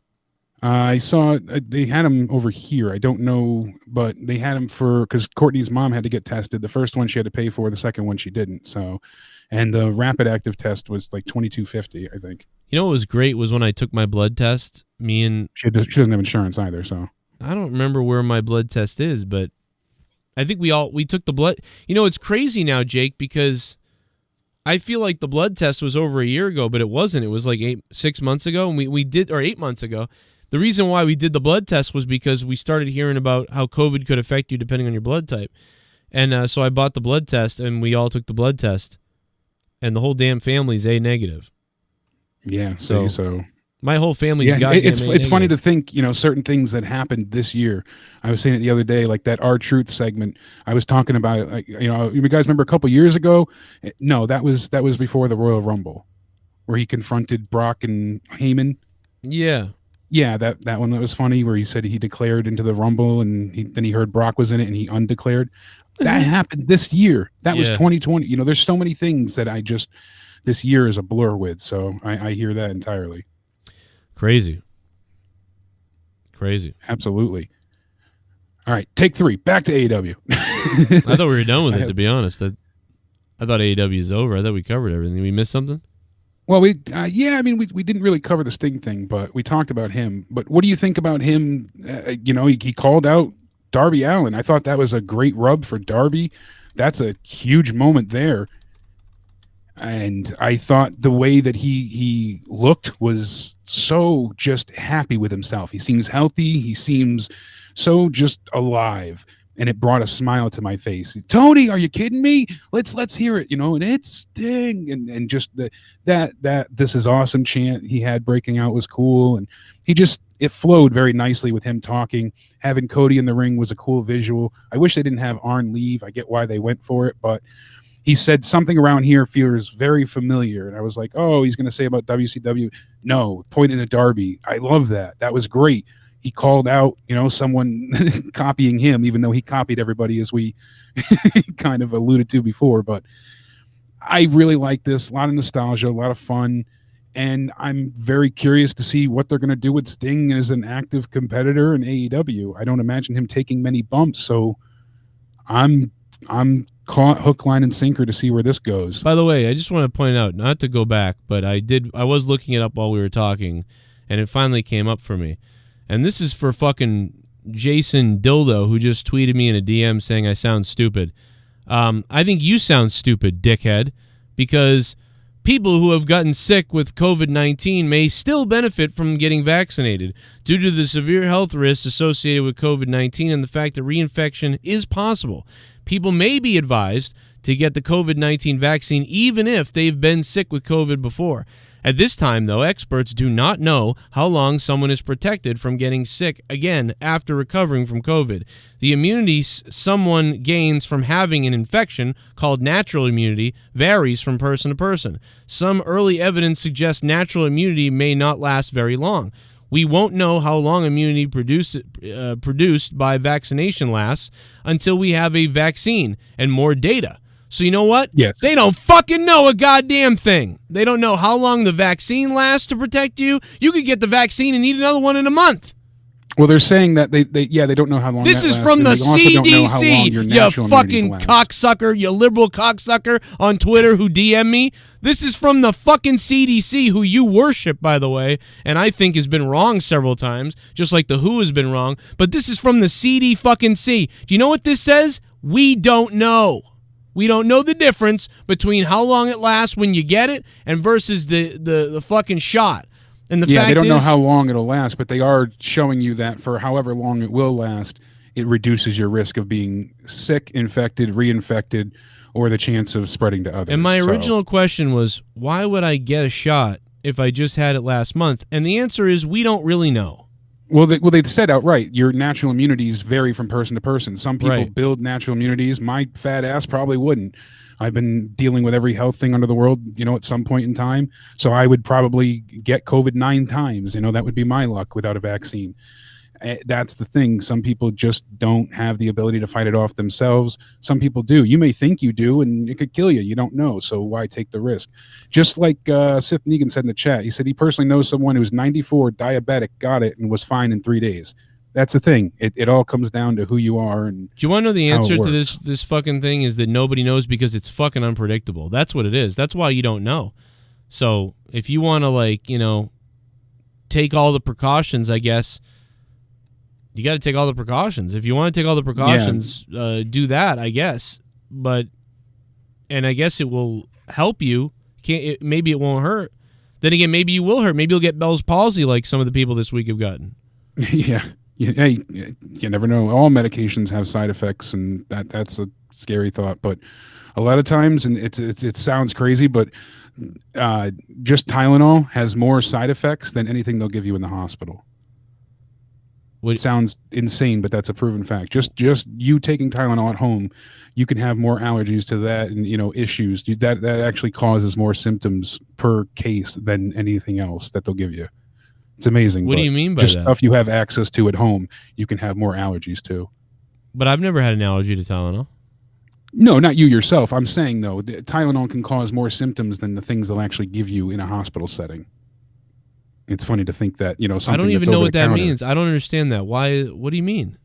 Because Tylenol itself has more chance of interactions with people's bodies to cause a negative side effect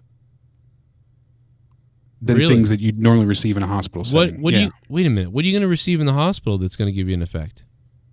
Any type of IV drug medication or, whatever they have to administer for antibiotics, pain medicines. But I mean, but that's because Tylenol is served over the counter. So like billions of people will take Tylenol, you know what I mean? But I'm just saying that the basic line is showing you that the things they give you in a hospital setting is just as safe as Tylenol. That's the point of the study. I don't think that's true. But a Tylenol over time will fuck your body up. Yeah, anything does.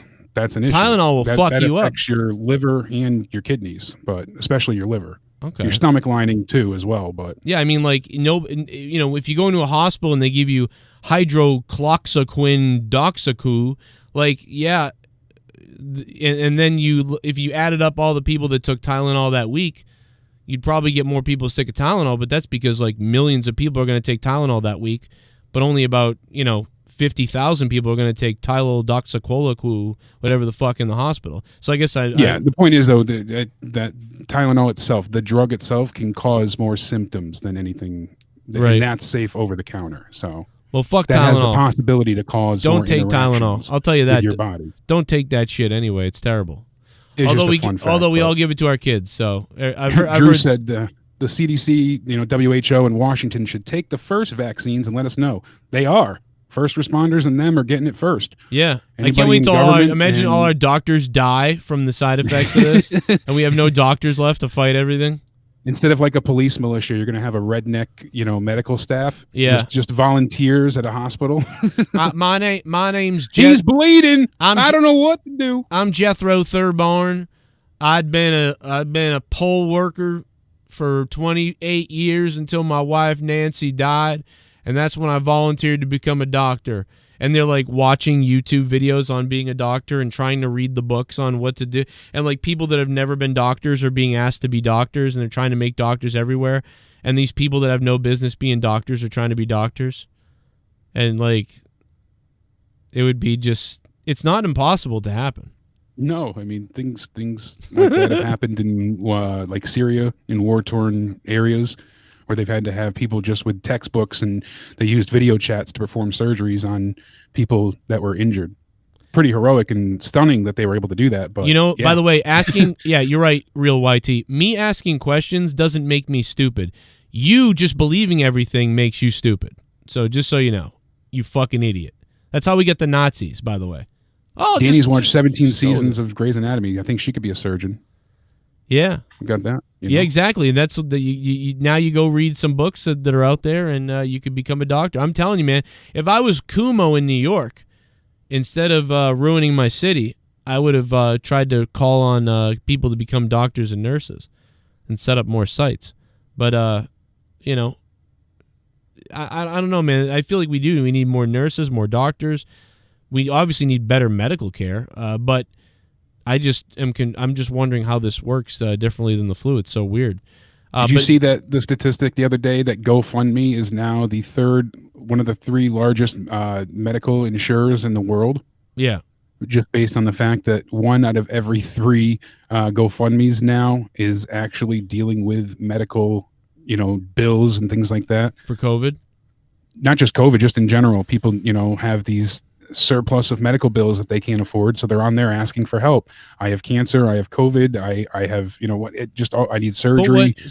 All these medical bills. I don't understand the ones where, so like if you get sick and then you have a giant bill, if you create a GoFundMe for that, I don't understand it, because you're paying whatever you're paying a month for it, $50, $100, whatever it is. You don't have the money for it, but they already did it. And, you owe this money, so you create a GoFundMe, okay. But nothing's happening to you because you didn't pay the amount. But what I do understand is the GoFundMes where you can't get the surgery unless you pay a certain amount up front. That's the one. Those are the GoFundMes that I'm like, yeah. Don't worry about the after effects. Let the collections come after you. But so long as you have the treatment and the help, I get that. Yeah, because if they're not going to take anything from you and you're paying something like $20 a month or whatever, you should, it sucks. It's horrific that you owe $50,000. It's horrific. But at least, they're not coming to take your shit.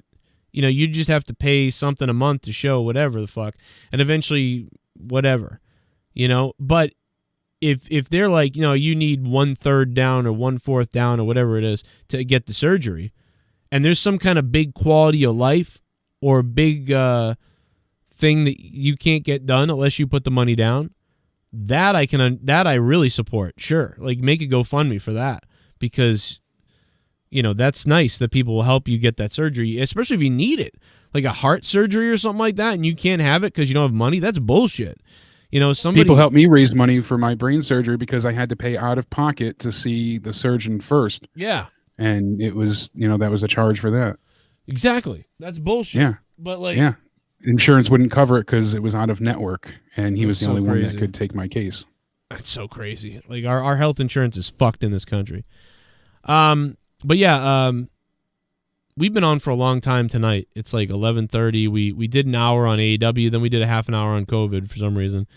And Last thing I forgot to bring up too, Joe. Do you like the name of the Varsity Blondes? We didn't get to mention them. Oh, Pillman man. Jr. and Griff Garrison. So first of all, I kind of like it, and I definitely like. I've always liked. I like the callback of it. Yeah. to Hollywood Blondes, obviously. I've always with his liked father. Pillman Jr., but that other guy, Garrison or whatever. Holy shit, he looked like fire tonight. I liked Garrison's character on some of the vlog stuff. He's been amusing. When he first started off, they had the whole, is he Jungle Boy? Wait, who the fuck is Griff Garrison thing going on? That was funny. And I wish we can get a bit more of a, like identifying personality traits from him so we could learn a bit more about him. But hopefully they develop this team a bit more and do, something successful with them, because I enjoyed them in the ring.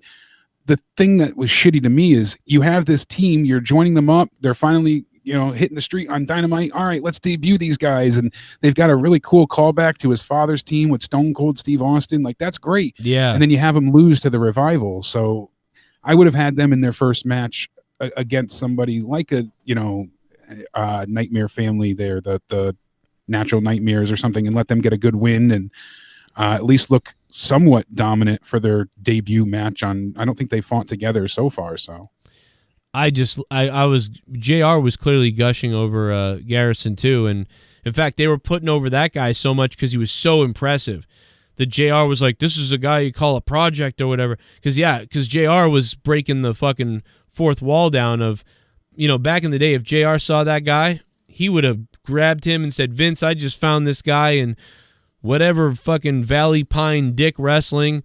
And man, he's got it, bro. If he gets ripped when he fills out, this guy is a hoss, bro. He's a fucking Roman Reigns. He's a Rock. He's a whatever. And that's what JR was saying tonight. And then he had to backpedal a little bit and say, but of course, Brian Pillman Jr. is so impressive we've seen too.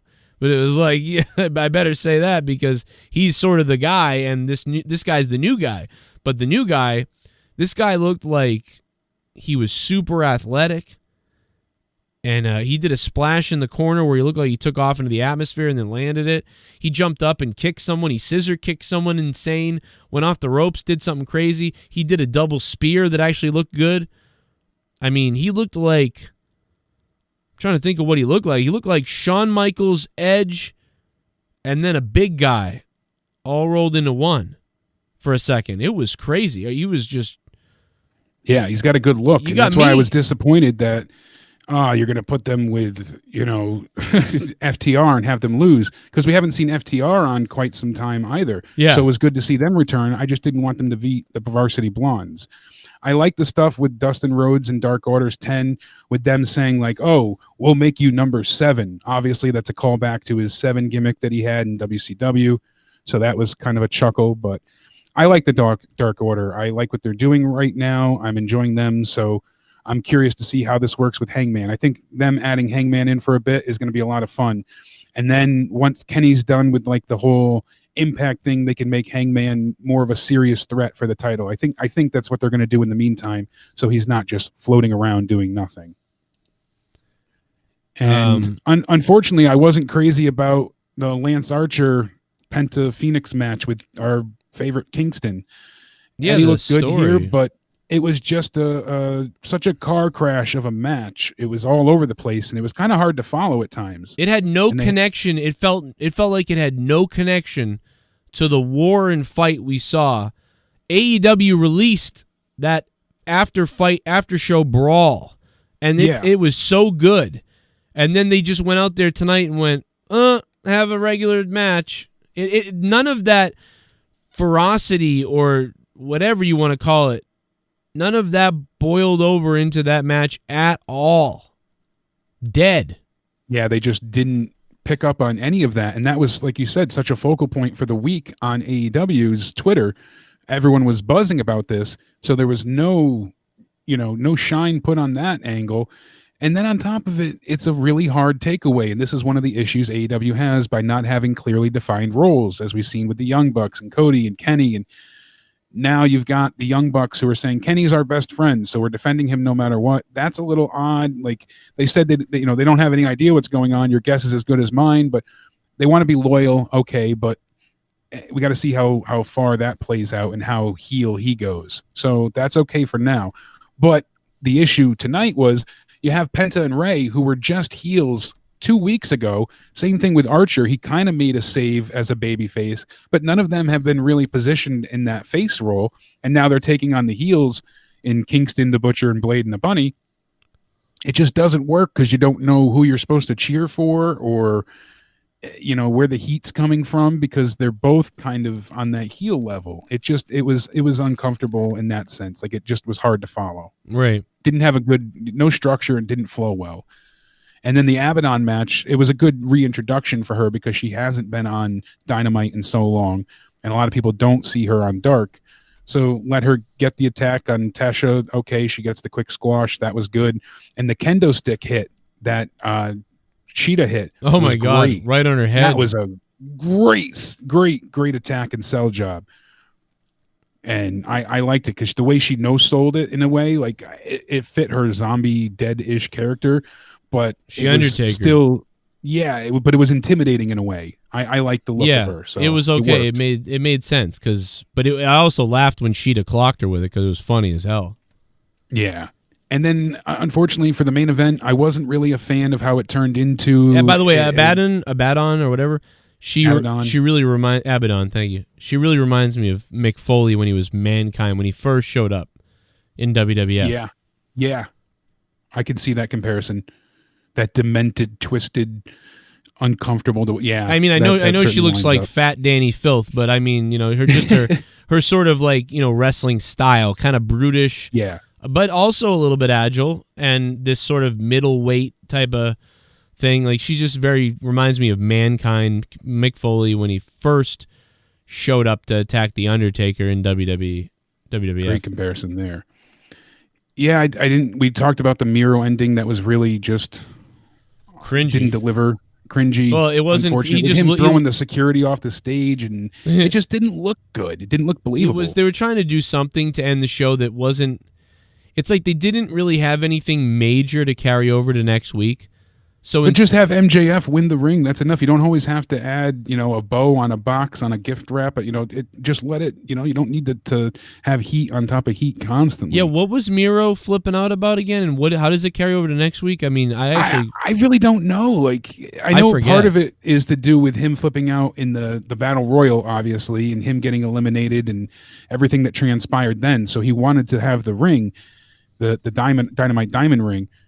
And then he has a kind of feud going on with Orange Cassidy, since Best Friends were the ones that broke the arcade cabinet and all that stuff went down. But it's hard. You have to go back and really it's nothing that's in the forefront of your mind. It doesn't feel like a main event angle. That shouldn't have closed the show. Right. I agree. And then the way they had MJF win, I figured he would he would retain the ring and have it for the next year. That's fine. And this will lead to a feud with Orange Cassidy and Miro, of course. But I'm not thrilled with Orange Cassidy right now. He needs a really good heel to work with to get the crowd behind him. Like Jericho? Like Jericho. Even MJF was someone that would have worked well. But I think Miro doesn't fit that bill for me. I think he needs an actual hated heel. Like I think that he's, working against. If he had someone direly hated, like I said, MJF would work well. But nobody. See, that's the thing is, I don't know, man. Nobody direly hates MJF or Jericho. No one direly hates anybody, really. Like there's some go away heat. Well, that's for what some I mean. Of these people, but there's no heel heat. Well, that's what I'm saying. Eddie's that's too why being likable. Eddie would be the best one on the mic to piss you off, and every time he makes fun of me, I want to watch him more. Yeah, so my point is, you got to keep Orange Cassidy away from these big guys who are heel faces, like big loved heels, like guys who we all appreciate because they're so good, but they're heels. We need Orange Cassidy against like the librarian guy, Pete Avalon. Like, give me Pete Avalon fucking with Orange Cassidy, and then coming out and cutting a heel promo about how he was at the library all day, and Orange Cassidy wouldn't know what the library was, of it, and all these other things. Like put him with those heels, people that are actually heels that people really would boo, like that they don't like and would boo, and then you can super cheer for Orange Cassidy. But putting him against big dogs who are like heels but they're over, it's kind of like, I feel like it's wrong. I feel like Orange Cassidy should be facing guys like, I don't know, Peter Avalon, or who's another guy who's a heel. I mean, honestly, to be honest, Miro actually isn't a bad choice. I think Miro's a great choice because Miro is kind of a heel and nobody really loves him. And now he's facing a guy that people really love. So yeah, I think he's got more of that leaning towards go away heat than heel heat, but I mean, I see your point. To me, I get why you would think it was a good choice. I don't argue with that, but to me, it's just on a personal level, I don't like it. No, listen, I think it looks like an idiot. They haven't made Miro to that level to close a show, let alone be featured in a top feud. He's kind of like a screaming retard who has expensive clothes. Sadly, that's how he's at least been portrayed to look so far. Like if you were like, yo, Dunkachino? Don't mind if I do. Oh shit! Boom. What's my name? Dunkachino. It's a whole new game. Dunkachino. You want creamy goodness? I'm your friend. Say hello to my chocolate men. What's his name? Joe Cronin. Joe, two things. First, please show my second to last post. It's the official teaser trailer to the upcoming Netflix Vince McMahon documentary series. Second, you are live just now on TikTok Botch Club page. Oh, baby. We're getting the rebroadcast from Botch Club on TikTok and Instagram. Thank you, Botch Club. Well, in that case, Joe Cronin Show, subscribe on YouTube. Thanks to Botch Club, they're the balls. And Jake DeMarco and me. Whoa! It's our buddy, JDVenom.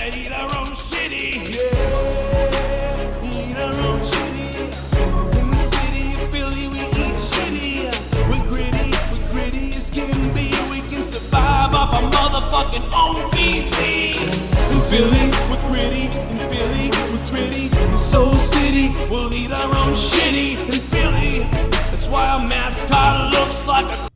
I personally don't like how AEW has the same simple formula: build up a guy and give them focus to eventually not be relevant in a couple months. People like Brody Lee and Orange Cassidy.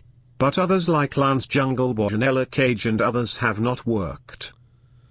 JDVenom, thanks, man. I think I somewhat disagree with you in the way that I think it's more complicated than that. I don't think it's just that they're building people and then they throw them away. Like, Lance Archer's injured. So, oh no, Lance, he's talking about Lance Archer or Brody Lee?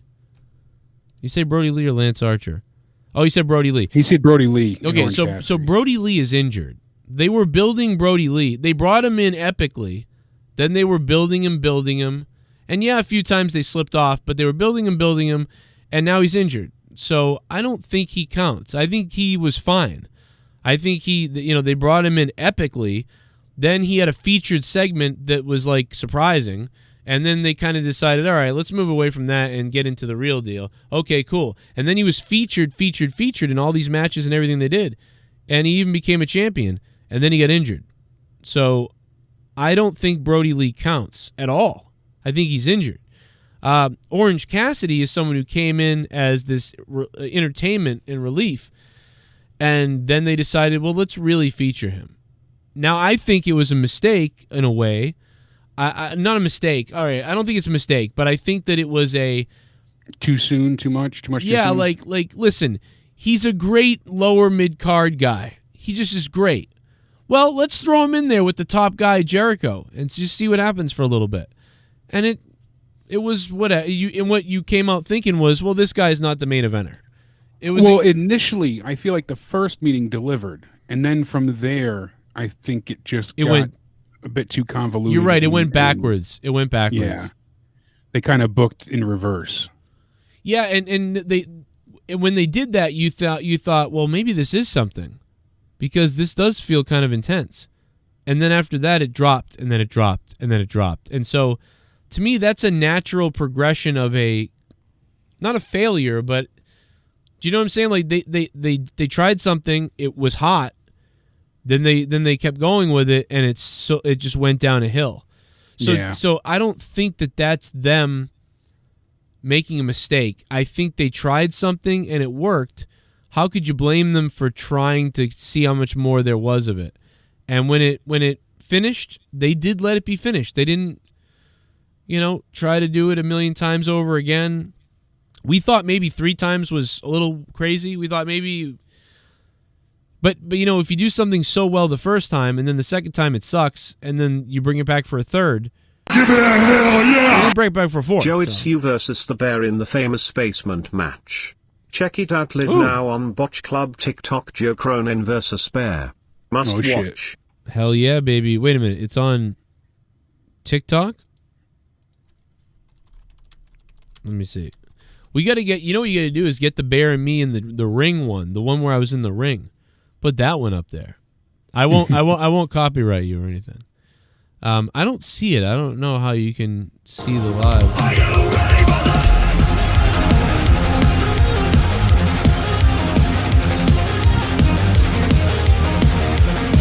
Here he comes. It's Kenny Omega.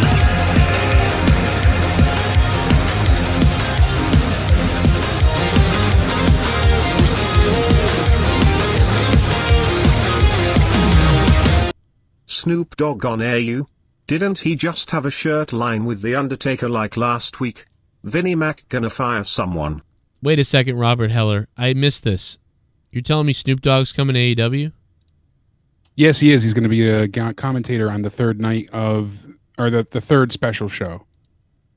So they saw the Mike Tyson thing, and like all of us, were like, we got to put Snoop Dogg on the mic. Well, they've been hit up on Twitter quite a bit, asking for him to come and commentate. Oh my God. Oh my God. So we have 3 shows coming up. We have December 23rd, 2 days before Christmas, is the Dynamite Holiday Bash. Here's the problem for you and I. That show doesn't start until, at its earliest, 10 Eastern. 10 p.m.? 10 p.m. On Christmas Eve? On the 23rd, day before Christmas Eve. Oh, the day before Christmas Eve. What it is they have the Celtics versus Bucks game happening that night. So as soon as that game ends, and it's slated to end by 10 Eastern, that's when AEW will begin. Problem is that any sports game never ends on time, and they always carry over because then they have the post analysis and all this stuff. Right. So I bet you Dynamite won't start till like 10:30. Well, so that's not I guess it fucking sucks for our sleep habits. Yeah, but for the review's sake, because people honestly though, dude, have to see the review at 12:30 or 1 a.m. That's just gonna get me prepared for Thursday night's rapping. Yeah, got to get ready for Christmas Eve, and then we have December 30th. Well, no, continue. I'm sorry. Go ahead. December 30th is New Year's Smash Night 1, and then January 6th is live New Year's Smash Night 2 with Snoop Dogg. Both nights have special guests. Wow. But Snoop Dogg is featured on night 2 for the New Year's Smash.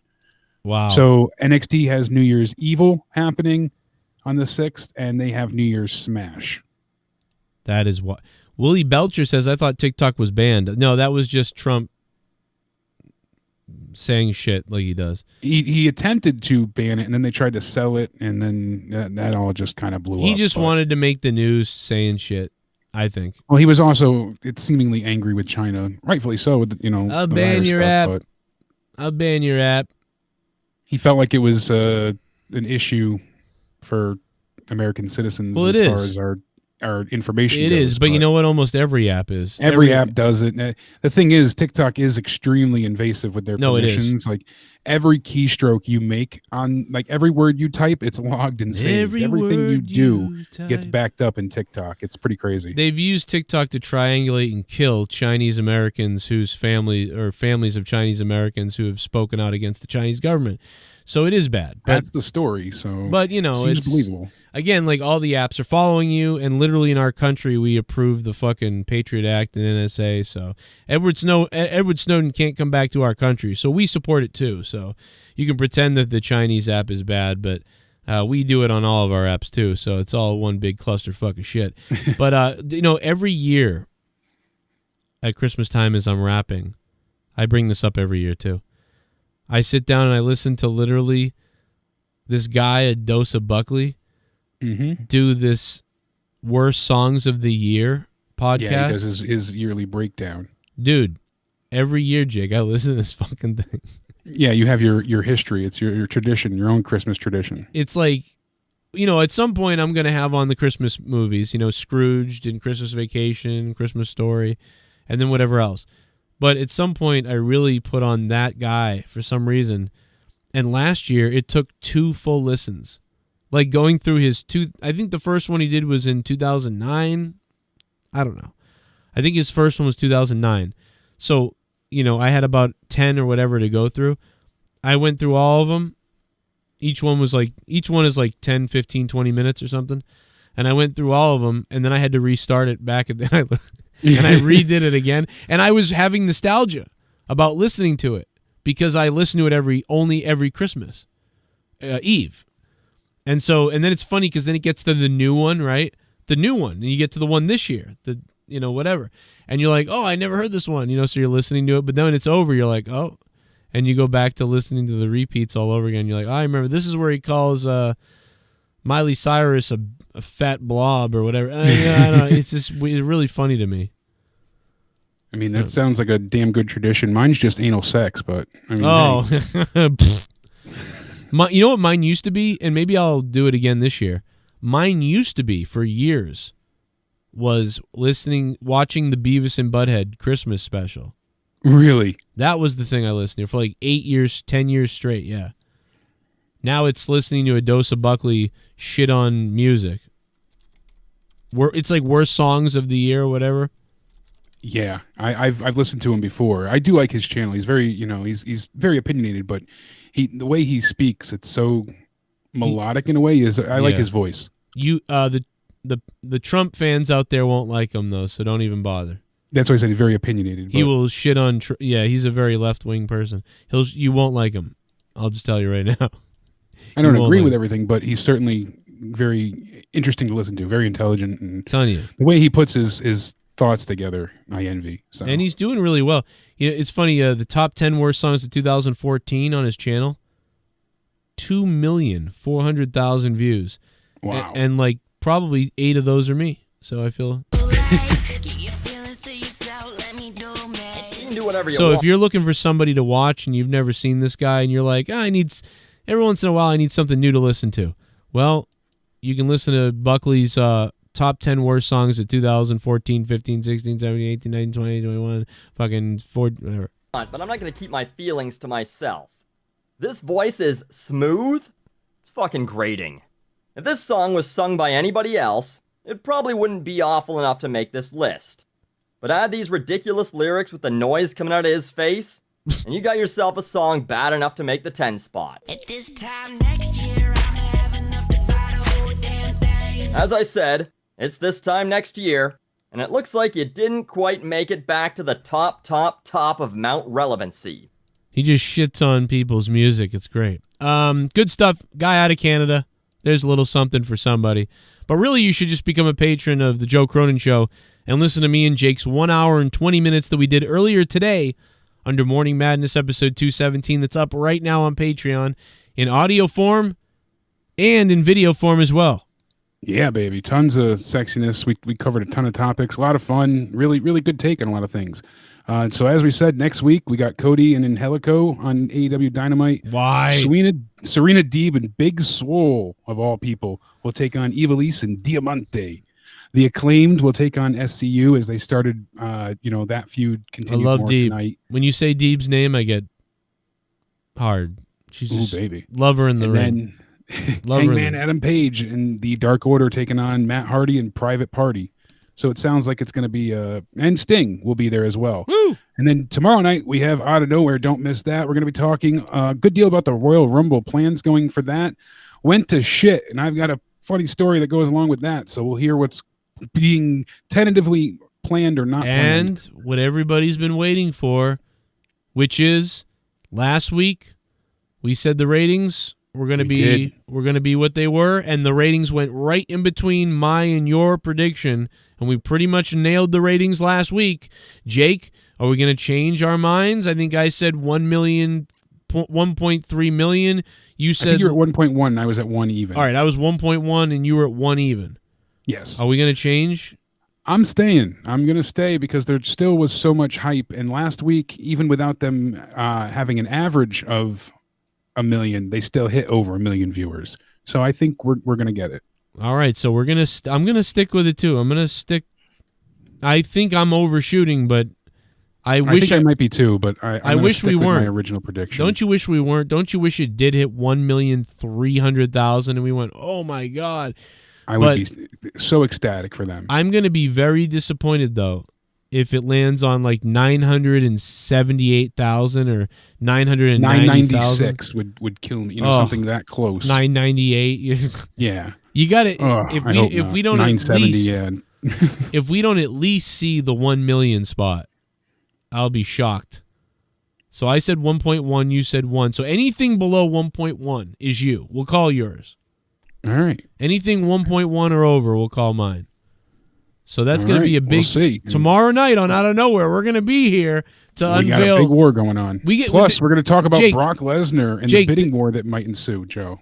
Oh, yeah, for Brock, yeah. No, Jake, people actually have told me that they're avoiding Twitter tomorrow just to be here as we unveil the ratings. That's how excited they are about the competition going on here. I am not going to look ahead. I'm going to do everything in my power so I can go ahead and not be spoiled. Oh, really? I mean, my reaction on air. I'll have the article, but I'll keep it out of sight. Oh out boy, of mind. I don't know. I probably will find out, to be honest. But I want to do my best. Hopefully, it doesn't get spoiled. But if it does, oh well. But I'm gonna try my best to avoid seeing it until showtime. Hopefully, I can stick to it. I appreciate the listeners that are going to try to avoid it, but I don't know if I can because I'll be looking up for news and things. And it's gonna hit me. Like I said, I got some news already, but we'll see throughout the day if I can. But also everybody hits me up left and right, DMs, screenshots, emails. Like, Joe, did you see? Or like big circles with the number, and they send it to me. Like, there's no way I'm gonna be able to avoid it. But the listeners might be able to avoid it if they stay off all the social media.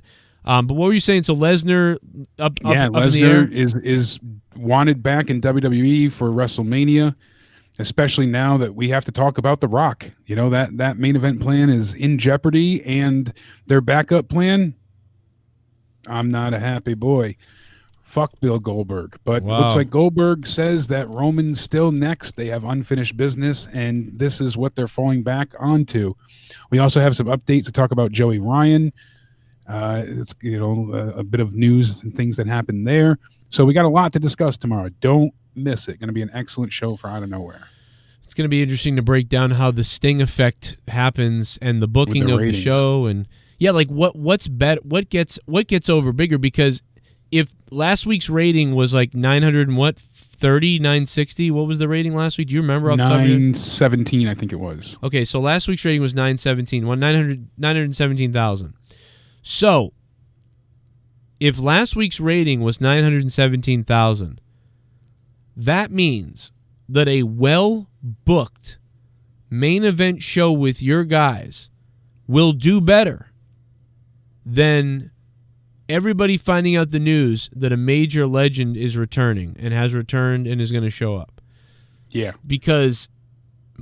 So that's very interesting. So there's going to be a lot to talk about tomorrow once we find out the ratings about how AEW should proceed in the future and what they should be doing and what they could do to bolster the ratings and how they could combine the two and all kinds of other things. Very interesting stuff to talk about tomorrow because we're gonna dork the shit out on this thing. It's gonna be crazy. Shit bum. Correction, stupid autocorrect. Orange and Lee and now Darby has worked out okay to a certain extent. But for the others I mentioned, it's just to experiment, see if it works, and if does not they go down a notch. Just my personal feelings, I may be wrong. No, I think you're right, JDVenom. And they do go down like a notch. But I think what it is I guess I don't mind that they try. They try to, like, hey, let's put somebody here and see how that goes. But I think one of the things that they don't try enough with, JDVenom, and you're right, I think you're right, JDVenom. One of the things that they don't do enough, though, is don't show that you're pushing somebody, but show people a little more. Show people off a little more and see if something lands, as opposed to showing somebody off and also like kind of getting behind them. So like you're showing somebody off and getting behind them, and then it doesn't work out, and then they go back down away. But instead, show them off a little bit and see if they earn that ability to then be pushed a little bit. And I think sometimes we skip that step into, now let's get behind them and show them off. Oh, it didn't work. Goodbye. Well, instead, feature somebody and see what happens, and then if it works, push them. The good example of it working is Eddie Kingston. You put the guy out there for fun for one time, the guy gets massively over, you bring him back a little bit, he gets over again, you bring him back more, he becomes a featured staple, he gets a main event match. The progression adds up and then seems real. But if you say, oh, we're going to just put something behind this guy for no reason, and then it sort of works, and you're not sure, and then you put even more behind it, and then it sort of doesn't work, and then you put more behind it again, and then it goes away, and then you get rid of it. That's what I think how do you, and by the way, it's nothing wrong with trying all these different things. You try what you try, but there's a clear difference in those methods. So, I don't know, but you know what I'm talking about. There's a difference between pushing one guy a certain way and another guy. And by the way, Orange Cassidy is over with the crowd, and Orange Cassidy has some of the biggest selling merchandise in the company. Yeah, sadly, the pandemic screwed up a lot of plans and possibilities and people's purpose. Orange would have likely had a better run with Jericho and as a TNT champion. Same thing with Drew. Same thing for, a lot of people. We just, unfortunately, don't have fans, or it's limited to how many can be there. Thankfully, they have some fans. I mean, it makes a discernible difference. But I can't wait to go back and watching old wrestling, watching even anything from January of this year, but anything not recent feels so just odd and bizarre. You see a packed arena, and I'm like, where are their masks? It's just amazing how quickly you get used to life changes. Yeah, it's weird, man. I even wear one. I wear a mask to Dunkin' Donuts, like when I go to the drive-thru. Yeah. Because you're still interacting with people through the drive-thru. I get that. Yeah, my point with wearing a mask at the drive-thru is that if that person has to be in there with a mask all day, and I'm driving up to them and they don't know who I am, I'm going to at least show them respect to wear a mask. Because I don't even think that person should have to wear a mask, because that's their job and they're there all day. I think I should wear a mask because I'm the one coming in and out and the random person coming in. And this is their house, so they don't maybe need to wear it. But I get that they're wearing them. So I'm going to wear it because, I don't know, I just don't understand why they have to wear it all day, and I'm going to come up to the drive-thru and be like, hey, thanks for the thing, and not wear a mask. So I wear a mask at the drive-thru. Somebody was making fun of me. I don't drive with it, but I use it when I go. Yeah, I mean, if you drive with it, what the fuck? Like you said, when you have one mask, it lowers the effective rate. 2 masks makes it better. I mean, dude, if somebody's driving with it, I assume that they forgot they left it on. I got to know though. Do you like eggplant parmesan? Yes. All right. I just wanted to hear you talk about eggplants. That's really what I wanted. What are you, Ed's view? Big smooth eggplants. I mean, because he's into fucking those things, and I'm not kidding. What else is he? Yeah. Oh, a little bit of the bubbly. That's it. Japan. Want some bubbly? Look at this stuff. Oh, a little bit of the bubbly. That's it. I know you talking about me, bro. I know you talking about me. You fat slob from Connecticut. How about have a piece of fruit? I slay bitches a day. Send my greasy ass into outer space. Cronin, you muppet. And fuck Bill Goldberg. Thanks, JD. I'm in the house you said I'd never get. I might lose it, though, so. I'm not in a wheelchair. 2 for 2. And Jake's not in a wheelchair, and I'm in the house you said I wouldn't get. Look at that, JD. Thank you. But do a little basketball dance off the concrete. Uh-oh. Oh. I mean, I'm just so sick of you little Metzler. meth head devil worshippers. There he is. I'll be honest, I'd like to take a big bite out of your face. Go ahead and do it. F. Love a dose of Buckley makes jokes about Trump as a Trump supporter. They are hilarious. Great show, guys. Sorry about the Twitter feud earlier, Joe. LOL. I didn't know we had a Twitter feud. Oh, is that you, James, with the Biden face? F. Love a dose of Buckley. James Metzler, how can you love a dose of Buckley when you fought with me like you did on Twitter earlier? That's fucking crazy. We had a big fight, yeah. Well, because I went against the Republicans, and they got mad. Just like the liberals get mad if you go against them. I make everybody angry. I love Twitter. You do a good job at making everybody angry. I piss everybody off. It's impressive. Because I don't know what it is, man. Like, I have this weird, like, I don't believe, like, let's talk about this. I don't believe this. Let's think about this. Well, a lot of people don't like to hear everyone out. Just have your opinion on one side or the other. That's it. Here we go. Yeah, that's what they want. What up, James? By the way, still not Dave Rose call back to our feud earlier. That was funny. Actually, I didn't know that was you, James. I had no idea it was you. I thought you were some troll Biden account. I had no idea that was you on Twitter, James. That's hilarious. I actually probably would have been nicer to you. I thought you were a troll account. I didn't realize that was you. I was treating you more hostile because I was like, this is a bullshit account. Fuck this guy. But now that I know it's you, I'm like, oh. Now you know, you're like, oh. Fuck, I would have understood it more. That's fucking hilarious. But it's weird that you like Buckley because, yeah, Buckley's so whatever. But he's a funny guy. Yeah, he's a good guy. But then again, you like me, so who knows? I want to see Joe do another Ryback impression. Yeah, too bad I can't now because of my throat. I mean, dude, throat will blow out. I mean, wouldn't it be, imagine if I had throat cancer? I got throat cancer. What's my name? Dunkachino. It's a whole new game. Dunkachino. You want creamy goodness? I'm your friend. Say hello to my chocolate blend. Killer Cross is back. NXT. Oh, Robert Heller. Spoiler. Why do people do this? He wasn't on the show, though, so. Oh. Well. But he's definitely back. Well, I mean, we know he's back because of that promo. Yeah, I mean, we knew he was back, but, you know, Scarlett's there tonight instead. Oh, okay. Well, I mean, so like, she's there dancing around Finn, looking all sexy, and they're not even pretending, menacing and toying. So they're going to build to it, you know, and we will get that match or some form of it coming. But she's doing the Jade Cargill. Yeah. By the way, pull a WWE and just get rid of Cargill. Get rid of that. Just Jade. Shaq and Jade. Shaq and Jade. Don't hesitate. They'll do it. Shaq and Jade versus Brandy and Cody. Get rid of the Cargill. Don't need that name. Certainly not. Terrible name. Don't get rid of that. Let's not do that. It doesn't beautiful Cargill. It's not, you know. Yeah, and she said it like we're supposed to know her too. The first night she was like, "I'm Jade Cargill," and it was like, "Cargill, what?" So like, just get rid of that name. Beautiful abs, beautiful woman. I like her a lot, as we know. In fact, I'm mad that we haven't seen a little more of her. I'm kind of getting pissed off about that. I mean, we did see her briefly tonight. Yeah. But hopefully we get some other promo or something more with this feud between her and Brandy besides just the one awesome interaction and then the surprise attack in the back. Right. A lot of people didn't even realize she was injured, or they didn't convey that very well on TV, that she had, you know, like they showed the attack, but I don't feel like they emphasized enough that Brandy got hurt because people were seeing her in the sling and they're like, what happened to her? Did she get hurt somewhere else? And it's like, no, when Jade attacked her. But I don't feel like they really hit that home enough to make it stand out. Yeah, they could have done a better job with it, but I also find their feud kind of interesting. I don't know what it is. I kind of like it. So it's this is the best Brandy has been to me.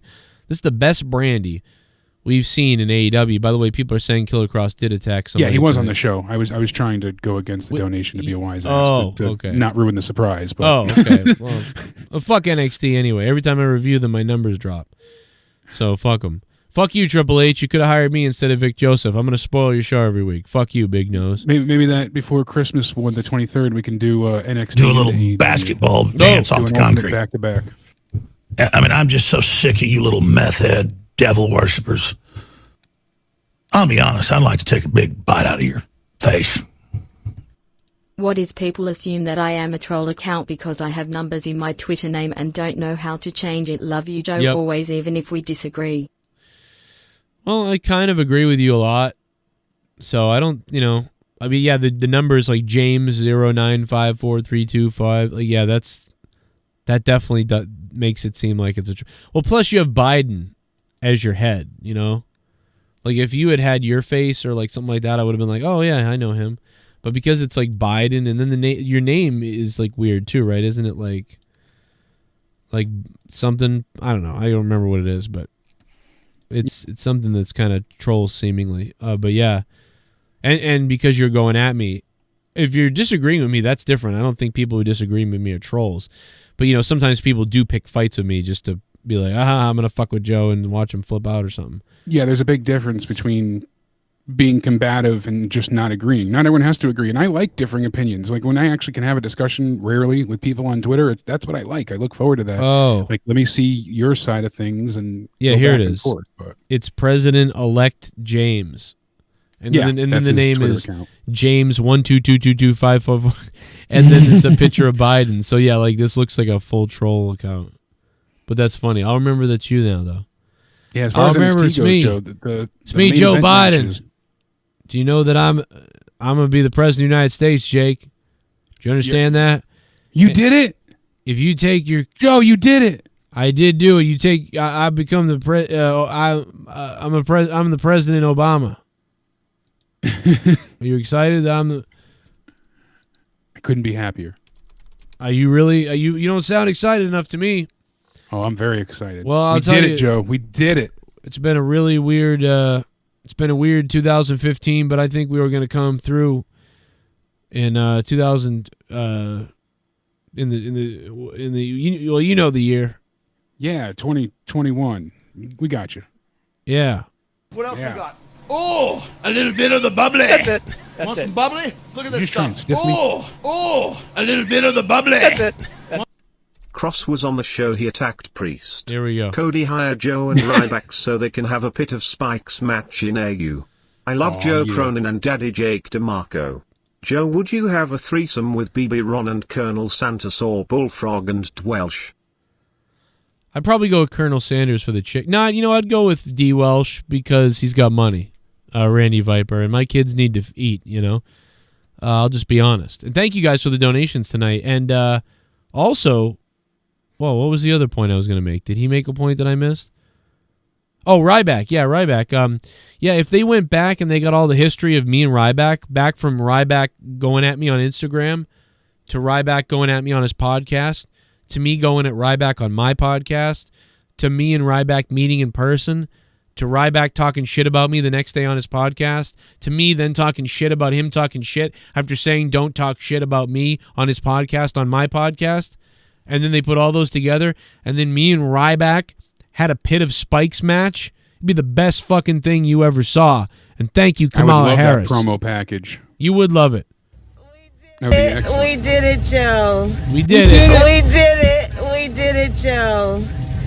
You're going to be the next president of the United States. We did it, Joe. We did it. We did it. We did it, Joe. That doesn't just sound You're tired. going to be I'm the telling next president of the United States. I sucked a cock to get my first job, and so somebody said, sum up Kamala Harris in 10 seconds or less. I'll sum her up for you right now. I sucked cock to get my first job, and then I put black people in jail because it made me money. And now Good time to spare. Yeah, and then you could add, I guess, and I'm going to the White House. There you go. What a better way to sum it up. You want to sum up Joe Biden? I spent 40 years doing almost nothing, and now I'm the president. Sum up Trump. I care about myself more than anything else. That sums up Trump for me. Yeah, pretty spot on for everybody. Now sum up WWE. I can't even do it, man. Just talking about WWE gives me. I have PTSD. Like, don't you remember, Jake, when we used to? Don't you feel like AEW? We review AEW the way me and you used to review WWE like 5 years ago. Yeah, we were excited. Even when we complained about certain things and raged about them, there was still enough to keep us going. And, you know, even during like the certain lulls, and usually December was always, as Jesse used to say, the phone it in periods. And he was spot on. You know, that's what it is. All right, fine. We got to deal with it again. Okay. But then it always got better because we got into WrestleMania. This, I'm not even excited for anything. I dread having to put Raw on, and that's bad. That's not how it should be. I'm starting to think about potentially. I'm starting to think about this, and I'm not kidding about this. And you know, maybe Cat Fucker will steal this from me. I don't know, but I've been. Give me a hell yeah! Oh, cliffhanger. Joe, Google Botch Club TikTok to see that now. Oh. Also show my latest post. Zoolander meets Sting. Ooh. Jake DeMarco, what up, my guy? What up, Botch What Club? up, baby? Thank you, Botch Club. We're gonna show that in a minute. Yeah, thank Botch you. Club. Close the show with Botch Club. What the fuck was I saying though? Oh yeah, Monday nights I've been contemplating because I've been falling asleep, even on coffee. Even on coffee, I am droning off during Raw, big time. So I've been thinking about, like, I don't know, maybe a watch-along while drinking, or a drinking game watch-along. And since the Raw numbers are so down anyway, maybe it's something to try. Here we go. I'm about to Yeah, get it, do man. it. We can Here review it in real About to get time. it, man. Yeah. Here we go. Here It we would be go. fun. Here we go. It's worth trying. Or, like, you know, just be drunk. Twinkle Toes MC Fingerbang is missing something. Did you listen to JDVenom AE podcast? I give tonight 6/10. See you around, kid. Scorpion. Moss Blaze, thank you. I actually give tonight a 6 out of 10 as well. I agree, Moss I was at Blaze. a 5.5, and yeah, Jade was a good listen on the unrestricted, and I have the one with Anna J queued up. I didn't listen to it yet though. The one, a lot of those have been really good. So. Haven't heard the Anna J one, but yes, Moss Blaze, I did hear the Jade one because we referenced it a week or two ago because she talked about China and stuff. So it was a great podcast, and AEW actually sends me these early before they even go up to tell me about them. And Super they are party. They've been good, so I hear them right Man's Group Botch Club self-plugger. We did it, Joe. away. Randy Viper, thank you, man. There's actually been a lot of you guys that have followed Botch Club. Like, I go over to Botch Club and I see all you guys commenting all over the place. So you guys are some of the most interactive people over there, and they have thousands of viewers. But yeah, I mean, listen, imagine if I had to do a 2-minute plug every show. Imagine it at the beginning of all my shows. I was like, well, guys, I'm about to talk about AEW tonight, but before I do, buzz cut razors. You know, I got buzz cut and then we like spent 3 minutes plugging razors or something. I think it's more exciting that Botch Club donates and supports the show. Yeah. So, I get it, but then reading an ad and that's one of the things too that I don't mind. I like ads and reading ads, but sometimes when the guys do the 3-minute ads to start a show, yikes. That's why I'm not tolerant enough or patient enough to listen to Rogan anymore. Oh God, dude! What the fuck is 9 he doing? minutes of ads to start? It feels like it's is just that never for them? ending, and then is the what I want to know, are the ads for Spotify? Is Spotify the one making the money? Because it's Spotify. That's why they paid him, because they knew that they would throw on so many ads during before this podcast. Oh my God! I turn it on. I'm like, if you get their premium service, I guess there is a tier that doesn't have ads. But I already paid for YouTube Premium. I don't want to have to pay for Spotify just for Joe Rogan. When I'm not even like I'm not an avid listener. Like I do like it. You can skip it. You can skip the ads. It's just annoying. I get it. But you can skip them. And it's just, but it also interrupts the show a lot. And a lot of times, like I'll lock my phone and I'll be doing something, and then you have to, it comes back to the ads. Come back to the ads. It's like, you can't fast forward through that like a normal podcast. Even when I've been talking to some sponsors recently, because I'm trying to get some sponsors right now, and if anybody wants to sponsor the show, I mean you can do that. But also. Patreon, you can become a $25 producer. But I think if you deliver 20 minutes of value, right? If I do a 1-hour podcast and 20 minutes in, out of nowhere I go, wow, what Taz did's fucked up. Anyway, we're gonna talk about Kenny Omega in this situation, but before I do, dildos, chips, guys. I eat all the time. I snack all the time. One of the biggest snacks in the world are chips.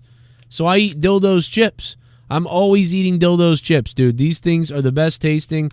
They're low sodium, and they taste as good. I'm telling you, you're going to love them. Go check out the website, Dildos Chips. Use the code Cronin. You're going to love them. You'll see me eating them. I wouldn't eat them if they didn't. If they taste like shit, I wouldn't fucking eat them. But I do. I love them. Dildos Chips. Check them out. Anyway, let's go to that Kenny Omega thing. That's the type of ad I like. You get, 20 seconds, you're done. But people hear it, and then you do it again the next day, and then people start like making jokes about it, like, "Hey, dildos chips. Hey, Joe, what is this going to be, a dildos chips commercial?" And then it's fun. But if you do a 2-minute promo on something, people just go fuck off. Like, they don't believe you either. If it might not be believable. But, or I might say, like, listen, I don't like chips at all. I fucking don't eat any chips. But people tell me these fucking dildos chips are good.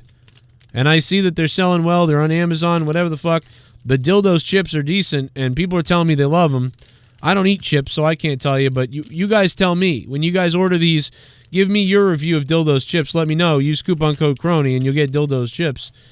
I don't fucking know, but apparently the fucking people love to devour these fucking things. Anyway, let's move on. And you know what? Somebody will hear that and they'll go, I love chips. Maybe I'll love those chips. Or I've been looking for lower sodium chips that taste good. Maybe I'll try those chips. Or I've never heard of those chips. Let's try them. Let's try them out. Or I want to do what Joe says and do a weird review on those chips. So it's like I just told you I'm not eating them. And you'll still maybe get them. So it's like those type of promos, real quick, and then move on. Love it. What else we Get got? paid. Oh, a little bit of the bubbly. That's it. Nope. Want some bubbly? Look at this stuff. Oh, a little bit of the bubbly. That's it. Holy shit, Casey is raw with a... You're up at this time, Casey? What the fuck? Apparently. What up, Joe and Jake? Fuck Ed's View. What the fuck? Fuck Ed's View, that DVD. Fuck Gorilla, that... Oh my god. That ape N-word. Fuck Drew, the cheese cuck. Is this really Casey?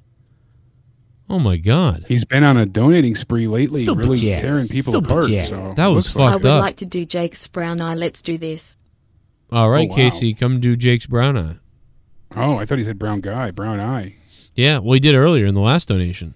Yeah, my asshole is bleached, Casey, just for you. So Fuck Steve Nothing's Kalan. brown. And then he said the F word, the N word. Tony from the rear. Wow. You think that's really Casey is raw? Even GARGUTS? I mean, he was homophobic. He was racist. Just all over the place. My God, Casey, I can't give you any more cookies ever. Good Christ. The fuck was that about? Anyway, we're out of here. Jake, thanks for We're out being of here, here. just like Miro being the best man for Kip's wedding that never happened. Yeah, Kip's wedding never happened, and Miro's dressed like a butt pumper.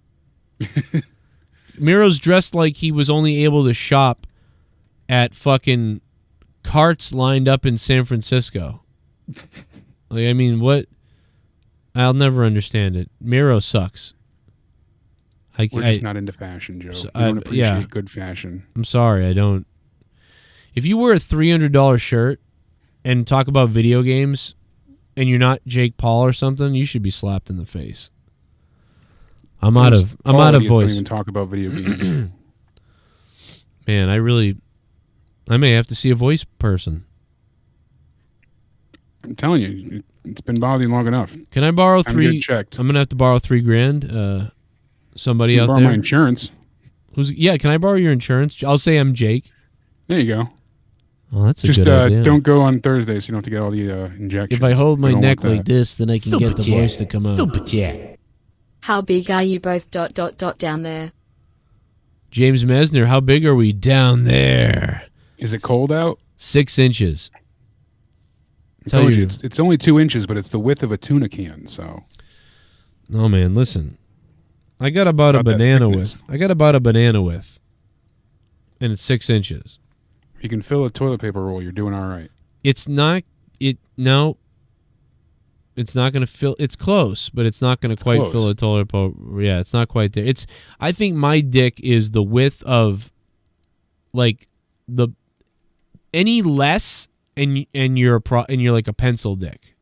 Like, I think I'm just enough above girth on that. there to make it. Yeah. So it feels super hard. You don't want. Yes. Because you can have a huge one, but if it doesn't get hard, you got Mm. nothing. It's just flopping in the wind. Right, and if it's not wide enough, it's kind of weird.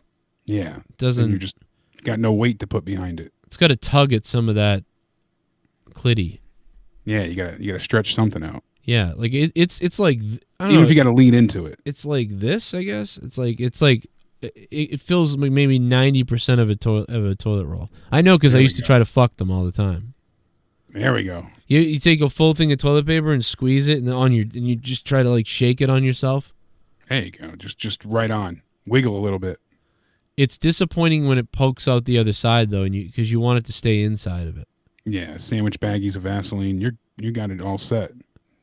Don't microwave it. What I used to do is chew gum, lots of bubble gum, and then stick it on the end of the toilet paper. So then when the last inch pokes out, it's like this wet feeling. Oh, see, you were thinking ahead. Right, and I was With getting your head. I was getting Wrong toilet head, head. Exactly. I wish I had Joe downstairs. Give it a hell yeah! Oh yeah. How much to be a sponsor? Play the Botch Club latest posts quick, trust me. Oh yeah, I got your Botch Club. I'll hit you up with that first before we get out of here. I mean, you pretty much do it now anyway, but it's it's like $50 a month, I think, for like at least. There's difference. I had one sponsorship years ago that they paid me $300 for 3 months every month. $300. It was great.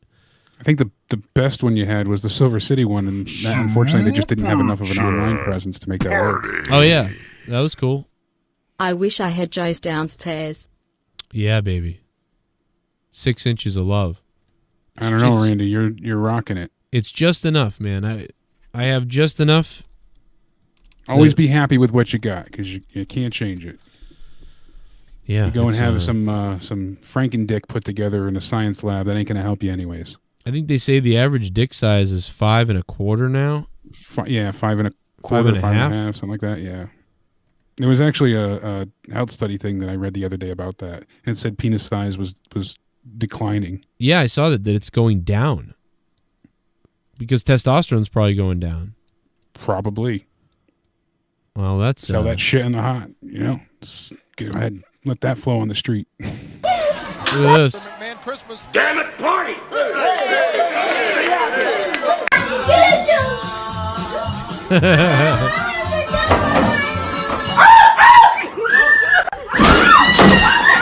Oh my God. He goes right through the gingerbread houses. Now does that A get him sex? Here we go. Or B get him kicked out of that party? Here we go. Oh, that's what I wonder. No. The racist Dono wasn't from me. There is a fake Casey is raw. I getting framed him coming for you, fake Casey is raw.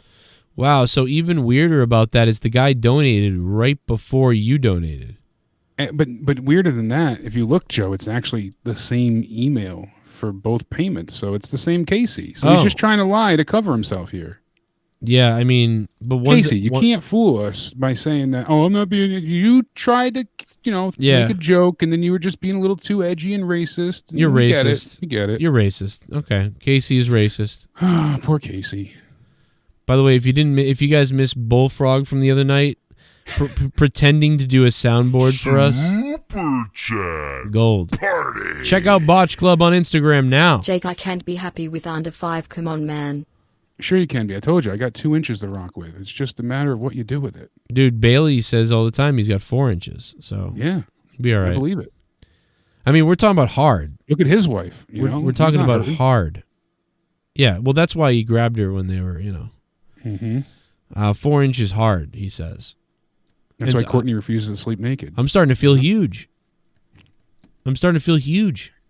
You've got right now you're topping the co-host. I can't even believe that. I'm shocked by this, that my 6 inches of average is bigger. I mean, Jesus. They say if you do this, you can find out. Like from the bottom here to the top middle. And it's true, because if I do that, that is the size. It's like 6 inches, almost exactly. Yeah, I think you're actually onto something that kind of lines up right. Isn't that weird? That is weird. Jake's like, go figure. Look at that. That's weird. It's weird. They say they really do. They say it. And it's different. It can go lower, a little higher. Depends on how you're feeling. Joe has a monster. I don't know, man. More turned on you are. Surprised. So many guys are like, I'm 9, I'm 8. And you're like, damn, that's fucking, that'd be sick. Yeah. All that matters is that you're slamming her and she likes it. If she doesn't like it, she's leaving you, so don't worry. If she's with you for more than 3 years. Especially if she's with you after like 9 years and you have like a tinier one and she's still with you, you're doing something right. So no cheating, you're holding in there. You'll be all right. Unless she's banging the mailman. All right, we're out of here. Thanks for watching. See you tomorrow night. Jake, thanks, man. Love you, brother. Good night. Much love. Stay sexy, everybody. All right. Go get the vaccine, you dickhead. That was funny. I might get it too. Oh, baby. Thank you guys for being here tonight. Love you all. Good night. Bang! Or whatever the fuck Kenny Stupid says. Ah.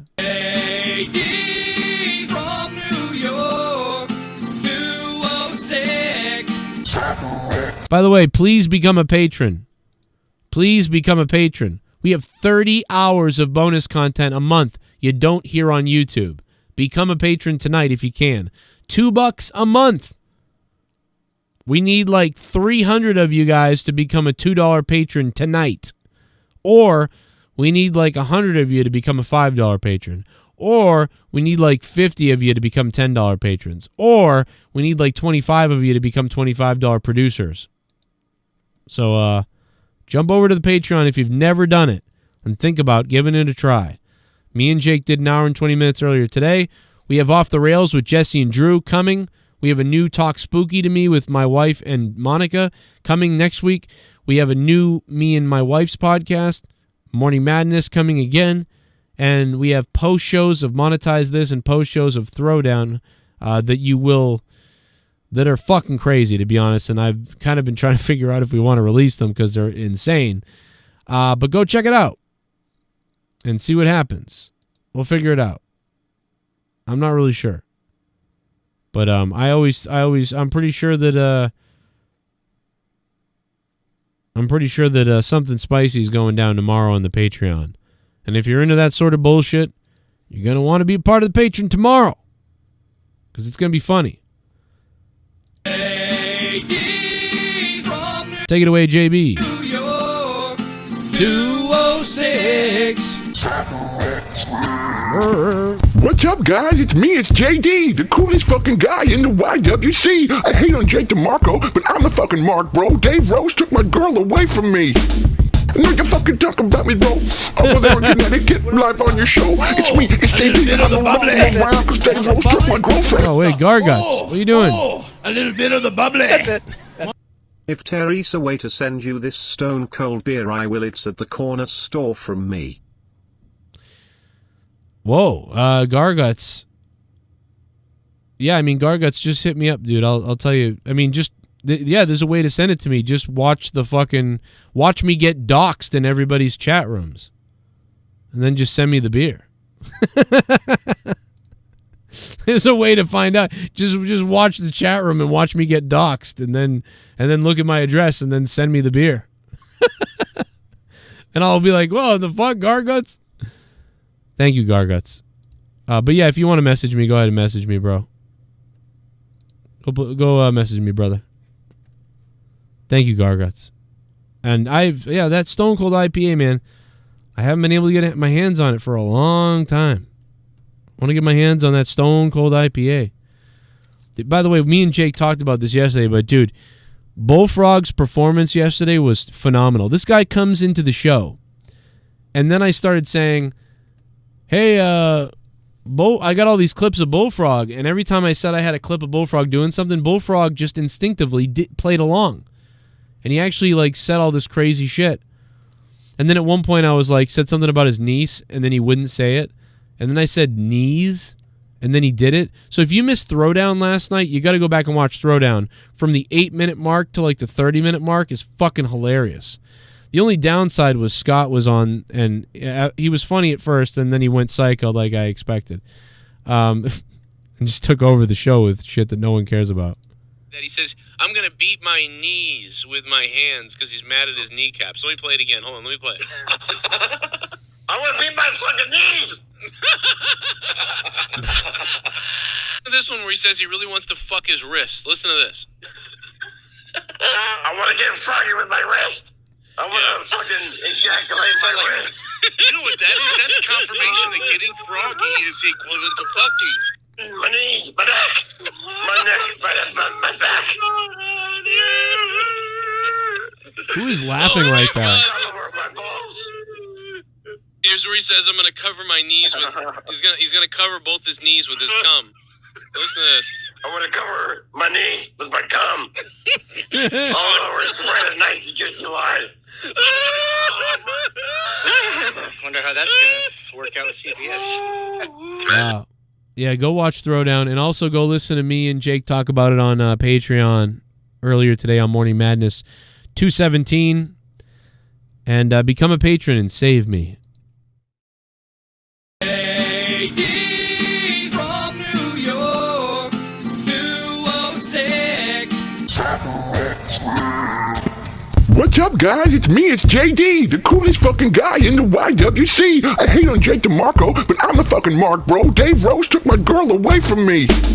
No, you fucking talk about me, bro. Over there in Connecticut, live on your show. It's me, it's JD. I'm no longer around because Dave Rose took my girlfriend and stretched her cunt out. I judge everybody from my basement suite, getting letters from my neighbors that I read on my stream. My minuscule dick's unable to please you, so I sit in my apartment and yell and demean you. I'm desperate and lonely, nobody loves me. I print off t-shirts with another pic of me so I can pass off my ego as a brand and distract out from the fact that I always fuck my cats. JD from New York, 206. Topper off the script.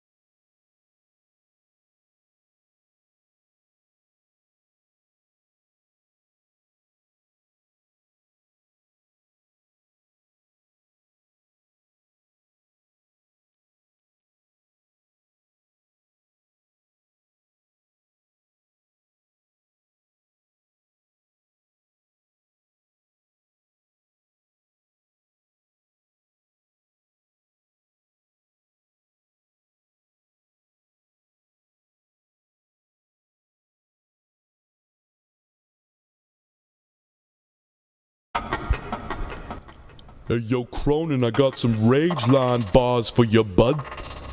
Straight out of Canada. Monetize this, the strap's on the line. Tommy, sit your ass back on the strap on and cry. The shit is simple. You gotta bow to the Himmelfarb. JD from New York has a tiny mini little dog.